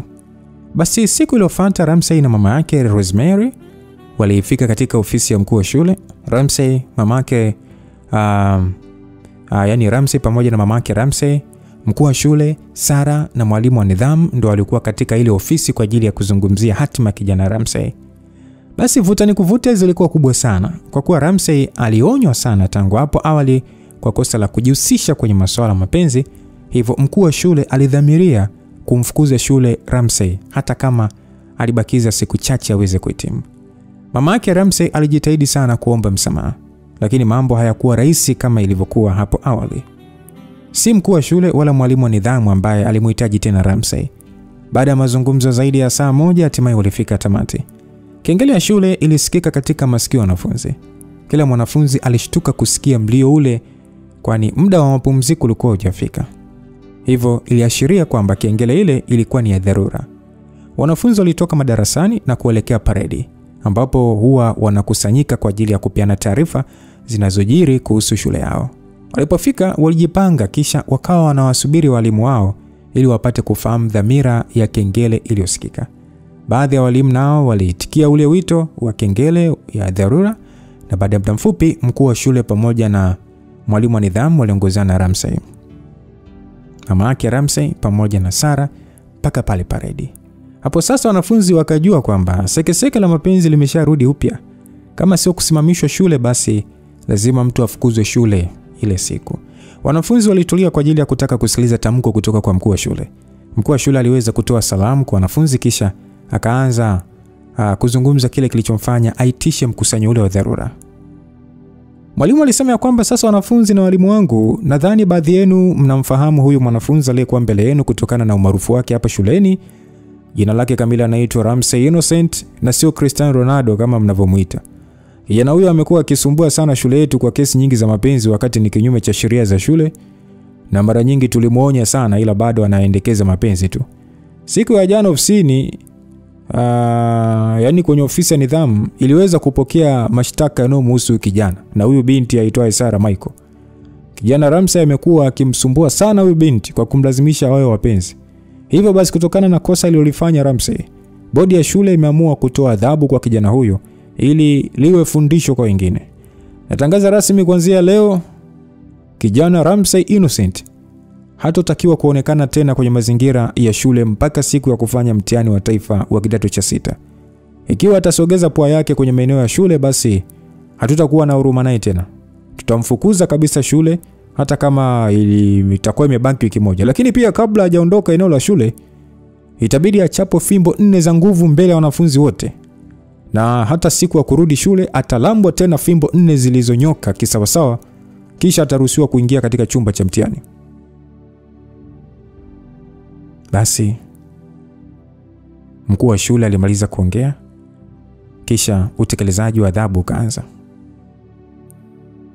Mwalimu wa nidhamu ambaye alifahamika kwa jina la Salamek alichukua jukumu la kumchapa Ramsey fimbo 4 zilizosimamia ukucha haswa. Ramsey alipata maumivu yasiyokuwa kawaida, lakini alivumilia kwa kuwa ingekuwa noma kulia mbele ya wanafunzi wenzake. Wanafunzi walionekana kuguswa sana na tukio la Ramsey. Wengi walioshuhudia mabadiliko ya Ramsey, hasa wanafunzi wenzake wa darasa moja, waliamini kwamba Ramsey amesingiziwa ile kesi. Evadia alihuzunika sana kuona Ramsey amebebeshwa adhabu ambayo kwa 99% aliamini hakustahili kuipata. Alikuwa anafahamu kabisa kwamba Sara ndo alikuwa anamsumbua Ramsey kwa zile siku za karibuni. Hakukuwa na namna tena zaidi ya Ramsey na mama yake kuondoka pale shule. Ramsey alibaki akimtazama Sara kwa jicho la huzuni na uchungu. Lakini pia Sara alijutia kitendo alichomfanyia Ramsey. Moyo wa huruma ulimfika Sara, lakini hakuwa na uwezo wa kulizuia lile jambo, maana lingemgeukia mwenyewe. Adhabu ya Ramsey ilikuwa inagharimu takriban mwezi mmoja na wiki 2 pasipo kuonekana darasani. Kwa hiyo maisha mapya kwa kijana Ramsey akiwa Kitaya alianza bwana. Mama yake Ramsey hakuchoka kumkanya mwanae kuhusu swala la mapenzi. Mara nyingi alikuwa anamsisitiza kuhusu kujitoa kwenye masuala ya mapenzi, kwani kwa kiasi kikubwa ilimharibia maisha yake. Mwanangu Ramsey, si nilishakwambia tangu awali jamani, achana na wanawake mwanangu. Wewe bado ni mdogo, hakikisha unasimamia ndoto zako mwanangu. Mbaya zaidi unapenda, lakini huna bahati ya kupendwa. Ipo siku atakutoa roho hao wanawake. Lakini mama, hao wanawake ndo wanaanza wenyewe kunitongoza, la mwisho siku wananigeuka. Sasa kwa nini ulikuwa unamlazimisha yule binti akupende? Si umeona sasa amefanya usimamisho shule? Yaani kama sio mimi kukuombea msamaha mbele ya mkuu wa shule, basi ungefukuzwa kabisa. Mama, hii kesi imesingiziwa tu. Zile barua niliandikaga tangu muda mrefu tu. Ukweli ni kwamba mimi nishabadilika. Yule Sara ndo alikuwa anataka mimi nimsamili turudiane. Baada ya kumkatalia ndo akaamua kunitengenezea kesi kupitia zile barua. Tena za muda mrefu tu mama. Sasa nisikize kwa makini wewe mtoto. Haijalishi umesingiziwa au umefanya kweli. Mimi sihitaji tena hizo kesi zako za kibuzi. Nimechoka kweli kuzisikia. Achana na wanawake bwana. Soma ili utengeneze maisha yako baadaye. Sawa mama. Basi maisha ya kujisomea nyumbani alianza rasmi kwa Ramsey. Lakini alikutana na changamoto ya kuteseka kiakili kwa kufikiria unyama aliofanywa na Sara. Sio siri, swala lile lilimtesa sana Ramsey na kumfanya ajione kuwa na mikosi kwa ajili ya mapenzi. Kwa mbali alianza kupoteza matumaini ya kufikia ile ndoto yake ya kuwa daktari. Taarifa za Ramsey kusimamishwa shule ziliweza kumfikia rafiki yake Jimmy kupitia Evadia. Jimmy alishtushwa sana na taarifa zile, hivyo akaamua kumtafuta Ramsey kwenye simu na kumuuliza undani wa taarifa zile. Ramsey hakumficha kitu rafiki yake. Alimpa story ilivyo tangu mwanzo mpaka mwisho. Kiutani Jimmy alimcheka rafiki yake, lakini kwa uhalisia alihuzunika sana na kumhurumia rafiki yake kwani alifahamu kwamba mapenzi yamekuwa sumu katika moyo wa rafiki yake. Sasa utaratibu wa kutembeleana kati ya Jimmy na Ramsey ulianza kila weekend. Ramsey alitambulishwa kwa mama yake, yani kwa mama yake Jimmy, lakini baba yake Jimmy hakuwahi kuonana na Ramsey kwani muda wote alikuwa anashinda kazini. Siku ambazo Jimmy na Ramsey walikuwa wanakutana, walizitumia kujisomea pamoja na kukumbushana baadhi ya vitu muhimu. Uzuri ni kwamba Ramsey alikuwa na kipaji cha hali ya juu, lakini pia Jimmy alikuwa ni hatari zaidi. Hivyo walikuwa wanapeana material yaliyosimamia ukucha. Yaani alipikwa yakapikika. Hakuna swali ambalo liliachwa salama. Hatimaye siku zilizidi kusonga mbele. Ramsey aliendelea kujiivisha kimasomo akiwa zake nyumbani. Pia alifanikiwa kusahau changamoto zote zilizomfanya asiwe shule muda ule. Mwanaume alikuwa tayari kabisa kwa ajili ya kukabili mtihani wa mwisho wa kumaliza shule. Hata ile matumaini yake ya kuwa daktari hapo baadaye yalirudi upya. Kwa kipindi ambacho alikuwa nyumbani, alishasahau kabisa masuala mapenzi na akaapa kutokujihusisha tena. Basi hayawi hatimaye yalikuwa. Ile siku ambayo ilikuwa inasubiriwa kwa hamu na wanafunzi wa kidato cha 6 iliwadia. Ilikuwa ni wiki ya kwanza mtihani wa taifa wa kidato cha 6. Watainiwa walikuwa nadhifu na walionekana kuwa na utayari wa kukabiliana na mtihani huo. Lakini pia wengine walionekana kutetemeka kwa hofu kama ujuavyo watu wanatofautiana katika kulipokea jambo.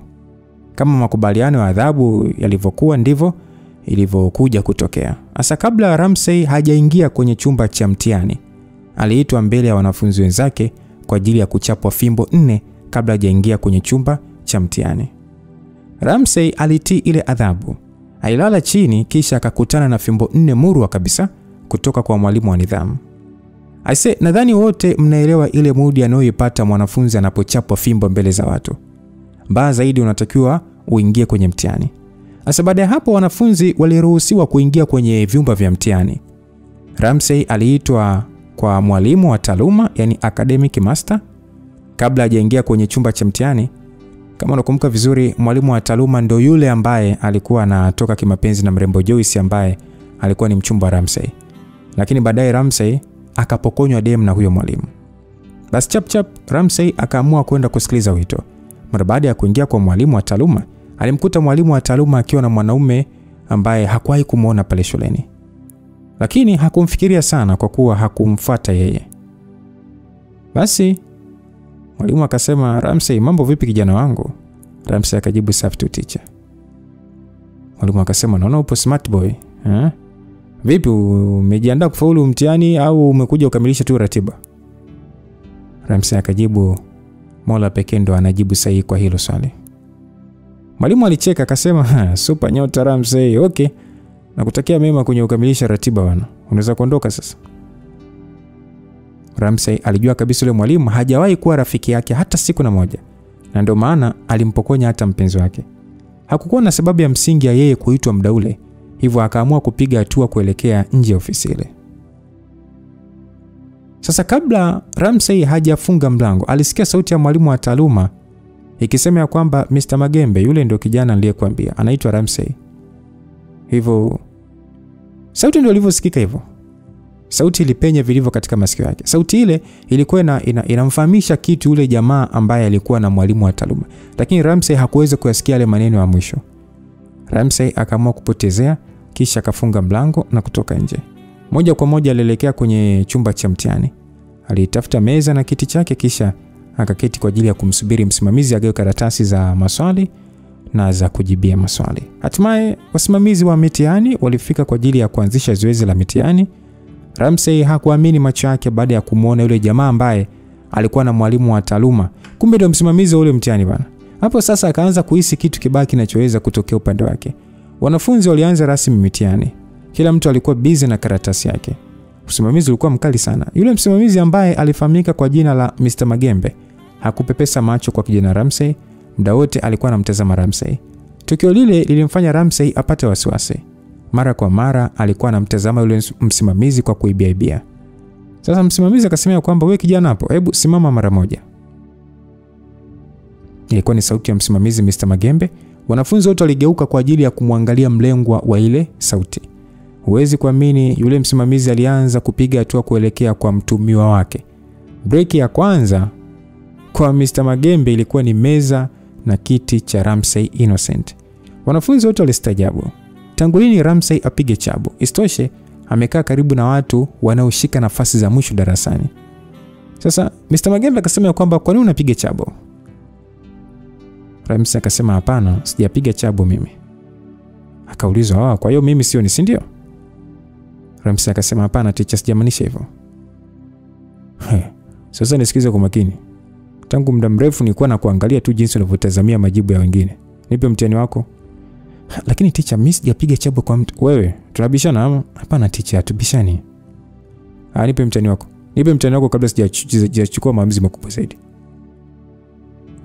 Nevu kabisa ni. Ramsey alimkabidhi Mr. Magembe ule mtihani wake. Mr. Magembe aliandika ripoti juu ya ule mtihani kwa kukata maksi 20 zitakazopatikana baada ya masahisho. Ina maana Ramsey akipata 60 kwenye ule mtihani, basi matokeo yataonesha ni maksi 40. Hasa kwa jinsi mtihani ulivyokuwa mgumu, afu mbaya zaidi ulikuwa ni mtihani wa fizikia ambao ndo unabeba ndoto za yeye kuwa daktari. Ramsey alichoka sana. Aliumia kuliko kawaida. Ile nguvu ya kuendelea kufanya mtihani ilimuisha kabisa. Ramsey akaamua kuegesha uso wake juu ya meza, kisha kalala baada ya kuendelea kufanya mtihani. Jina ambalo lijirudia kichwani kwa Ramsey akiwa amejilaza kwenye chumba cha mtihani ni Joyce. Takriban nusu saa Ramsey alikuwa amelala katika chumba cha mtihani huku akiwa haamini kile kilichotokea.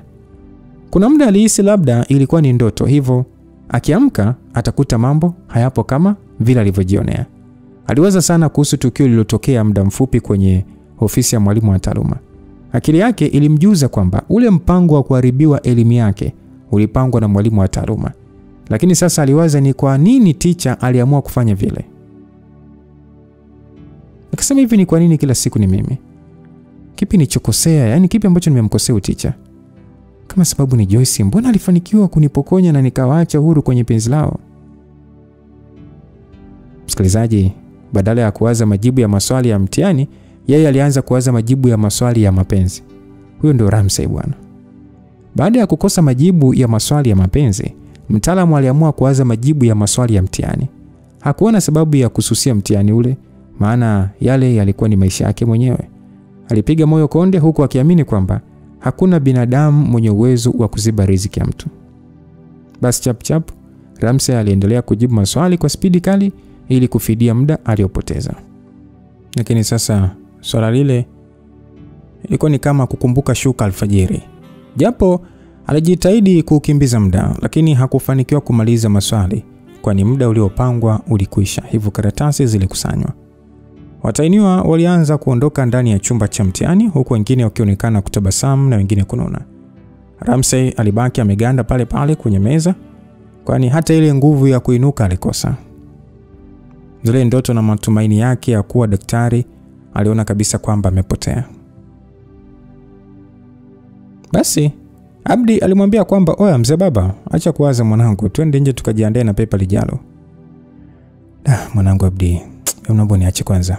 Ramu unazingua mwanangu, ujue humu yani hatakiwi kubakia mtu Twende tukanunua hata miogo mwanangu, alafu tukakae kwenye kibweta nini kilichopo nyuma ya maabara ya kemia. Pa mwanangu, ila nini mwanangu? Hebu tusepe bwana, alafu utaniambia ilikuaje na kipi umefanyiwa na ule msimamizi. Fresh mwanangu, ila nitakuja kuua mtu.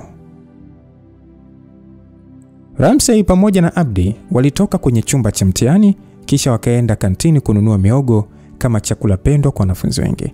Walichukua miogo yao kisha wakaenda kutulia kwenye kibweta ambacho walikikusudia. Ramsey, hivi yule msimamizi kakufanyaje mwanangu? Mwanangu acha tu mwanangu, nimekatwa max 20. Kwani ilikuwaje yani? Hivi ni kweli ulipiga chabu au? Chabu wapi mwanangu? Kwa akili zako timamu kweli yani unaweza kuamini kwamba mimi nilipiga chabu kwa Bwakila na Kizibwa kweli? Ndio hapo mwanangu. Unajua mimi nashindwa kuelewa na kuamini. Yaani Bwakila na Kizibwa ni walivyokuwa vilaza hivyo da? Mwanangu ngoja nikwambie kitu Abdi. Unajua mchezo ni wa Ticha Miki huo. Unamaanisha yule ticha wa taaluma aliye kunyang'anyia Joyce wako? Ndio. Yule amempanga msimamizi ili anifelishe mtihani. Kwa nini unasema hivyo yani? Yaani wewe umejuaje kama ni yeye? Ile asubuhi baada ya kuchapwa fimbo, niliitwa kwenye ofisi ya taaluma. Ile kuingia tu nikamkuta Ticha Miki na yule msimamizi. Ticha Miki akaniuliza maswali ya kunikejeli kuhusu mtihani. Mwisho kabisa akamwambia yule msimamizi kwamba mimi ndo Ramsey mwenyewe. Lakini sikujua alikuwa na lengo gani. Hapo mwanangu, nimeshakumbuka mwanangu. Ujue tangu ile siku usimamishwe shule, huku nyuma nilitokea tafrani mwanangu. Unaambiwa penzi la Ticha Miki na Joyce liliingia kidudu mtu mwanangu kwa ajili ya Diki. Yaani mwanao Diki ameamua kukusaidia kumpa maumivu Ticha Miki kwa kumpokonya Joyce. Kwa sasa penzi kati ya Joyce na Diki, ni shata mwanangu, bablai. Baada ya hilo tukio sasa kutokea, yule teacher sasa ameamua kuchukia kundi letu kwa ujumla na anahisi labda wewe ndo ulimpanga Diki atoke na nani? Na Joyce. Yaani na hata wiki iliyopita alisema kabisa kwamba kundi letu lote hatutoenda chuo kikuu. Lakini mwanangu, mbona mimi sihusiki kwenye huo mpango? Mbona nafanywa hivi, Dem nilimkosa, lakini bado naandamwa.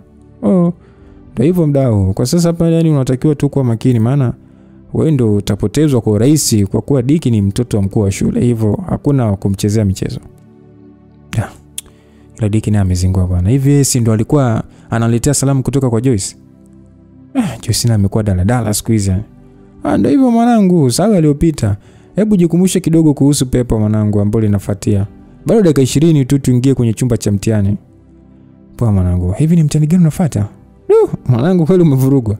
Hebu rudi kwenye ufahamu wako Ramsey. Vinginevyo safari yako ya kusoma itaishia hapa. Yaani umesahau mpaka mtihani unaotakiwa ukaufanya jamani.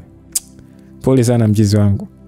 Yaani mwanangu hapa sielewi kabisa. Yaani nahisi kama nipo kwenye shimo la moto.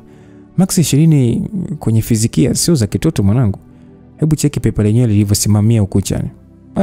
Mwanangu wewe hapo cha kufanya mwanangu. Sawa iliyopita. Sawa wewe sawa iliyopita. Jipange na mitihani ijayo maana bado una nafasi ya kurekebisha makosa yako. Shika hili daftari, anza kujikumbushia notes za biolojia. Ramsey alijikaza kiume kisha akaanza kujisomea na kujikumbusha maswali na majibu yanayohusiana na mtihani uliokuwa unafuata. Hatimaye muda wa mtihani ulifika na watahiniwa waliingia kwenye madarasa husika. Kwa bahati nzuri ule mtihani ulimalizwa vizuri na Ramsey japo alifanya akiwa na pressure kubwa kutokana na uwepo wa msimamizi pale alipokaa yeye. Yaani jamaa alisimama kwenye meza ya Ramsey kwa muda mrefu huku akisoma kile kinachojibiwa na Ramsey. Basi msimamizi ambaye ni Mr. Magembe akasema ya kwamba wanafunzi, naomba mwe makini kusoma maswali kabla mjakurupuka kuyajibu maana naona kuna mijitu inaandika vitu ambavyo havipo kabisa. Kuweni makini. Ilikuwa ni sauti ya msimamizi Mr. Magembe. Ramsey alipata mashaka na alihisi kwamba ile sauti inamlenga yeye. Maana Mr. Magembe alisimama kwenye meza yake kisha akawa anasoma majibu. Swala lile lilimtetemesha mno kwa kujua anachokiandika sio sahihi. Lakini pia lengo la Mr. Magembe ilikuwa ni kumtoa kwenye ramani kijana Ramsey. Ramsey alianza kukagua vizuri maswali na majibu yake, lakini hakuna tatizo. Akaamua kuendelea kwani alishajua ile sauti ilikuwa ya mbaya wake ambaye alikusudia kumfelisha. Hatimaye muda wa kumaliza mtihani ulifika, karatasi zilikusanywa na wanafunzi waliruhusiwa kuondoka. Ramsey hakutaka kuongea na mtu yeyote ule. Badala yake aliamua kuondoka. Mara baada ya kutoka nje ya geti la shule, alikutana na Teacher Mickey. Basi Teacher Mickey akasema kwamba nakuona super nyota wa shule, vipi umekamilisha ratiba yako? Sikiza wewe, sawa? Huo mpango wako hautakao ufanikiwa hata siku na moja. Yaani kama mimi nitafeli kwa ajili yako, basi sidhani kama utafika mwakani. Yaani utakufa. Siwezi kukubali uniharibie maisha yangu alafu eti wewe uendelee kula bata. Kijana, kwa hiyo yani unanitishia, si ndio? Unanitishia maisha. Sio kwamba mimi nakutishia. Yaani nakwambia ukweli. Babu yangu hawezi kukuacha salama. Lazima utapambana na uchawi wa babu. Kwa heri. Ramsey aliondoka eneo lile huku akimwacha mwalimu wa taaluma akiwa amesimama. Maneno ya Ramsey yalimpa hofu Teacher Mickey. Alihisi kama Ramsey alikuwa serious kwa kile alichokiongea. Mwalimu akasema, huyu dogo asije akanipotezea kweli hapa duniani. Inawezekana dogo ni mchawi kweli kweli, maana hata vipaji alivyokuwa navyo sio vya mchezo. Ngoja nikamwambie Mr. Magembe asitishe tu ile mipango, vinginevyo tutapotea kweli hapa. Basi Teacher Mickey aliogopa kweli kweli. Kumbe maskini ya Mungu huyo Ramsey hakuwa hata na babu anayejua uchawi, ila aliamua tu kutetea maisha yake kwa njia hiyo. Ramsey alifika kwao kinyonge sana, majira ya saa 12 jioni. Wakati huo sasa mamake alikuwa bado hajarudi nyumbani. Japo alikula miogo tu kule shuleni, lakini hakuhisi njaa kabisa kutokana na mawazo ya mtihani uliopita. Hakupata kabisa hamu ya kula, badala yake aliingia chumbani kwake kisha akajilaza kitandani akiwa na viatu na sare za shule. Basi wiki 2 zilipita. Sasa ambapo watainiwa kidato cha 6 katika shule za sekondari Tanzania walifanikiwa kumaliza mitihani ya taifa. Zile figisu za Teacher Mickey na msimamizi Mr. Magembe hazikuendelea tena, kwani vitisho vya mikoba ya babu yake Ramsey vilimaliza utata wote. Nani asiyeogopa kifo? Basi Ramsey alimaliza mitihani yake iliyobaki kwa uhuru wa nafsi kabisa. Japo kilichotokea kwenye mtihani wa fizikia kilimtesa sana. Watainiwa walirudi rasmi kitaani ambapo walikuwa wanasubiri matokeo ya mitihani yao. Urafiki wa Jimmy na Ramsey ulikoma maradufu. Pia penzi la Jimmy na Evadia lilikomaa maradufu, japo walijificha kutokana na kuhofia wazazi wao. Ramsey aliliheshimu sana penzi la Evadia na Jimmy. Hatimaye siku zilisonga, takriban miezi 2 ilikatika tangu mtihani wa kidato cha 6 ufanyike. Ile siku ambayo watainiwa kidato cha 6 walikuwa wanaisubiri, hatimaye iliwadia. Watu walipaniki, wengine walitokwa majasho, wengine walinuna, wengine walijiambia yani walijiambia kwamba walijipa maneno ya faraja kwamba hivyo. Wengine walilia, lakini yote kwa yote watu waliotabasamu walikuwepo. Yalikuwa ni matokeo ya kidato cha 6. Unaambiwa Abdi mambo yalikuwa safi. Diki mambo safi. Evadia mambo safi kabisa. Joyce Charlie. Jimmy safi, tena safi kabisa. Sara tupa kule, unachanganya mapenzi na elimu. Kizibo na nani huyu Bwakila Charlie. Hakuna maswali ya comedy kwenye mtihani wa taifa ndugu yangu. Haya sasa. Ramsey Innocent. Naye tukutane sehemu inayofuatia msikilizaji, tuweze kujua kinachoendelea. Hali mambo yalikuwa tofauti kabisa na vile ambavyo ilitarajiwa. Jamani, kama hujasikia, Abdi mambo alikuwa safi, yani kapita anaenda chuo kikuu. Diki mambo safi, Evadia mambo safi, Joyce, Charlie, Jimmy safi, tena safi kabisa. Sara tupa kule, mapenzi na elimu hayawezi kuchanganywa. Kizibo na Bwakila Charlie. Sasa kwa Ramsey tukutane sehemu inayofuata, sehemu ya pili, tuweze kujua mambo mengi yanayoendelea kwenye hii simulizi. Langu jina ni Lucas Lumbasi. Nikushukuru sana kwa muda wako. Tukutane sehemu inayofuatia. Hii simulizi ni tamu sana. Kwa hiyo tusije tukafika hiyo sehemu ya pili watu wakaanza kunaenda ukaikumbuka hiyo sehemu ya kwanza. Tusonge wote msikilizaji mpaka tutakapofika mwisho wa hii simulizi. God be with you till we meet again. Bye bye.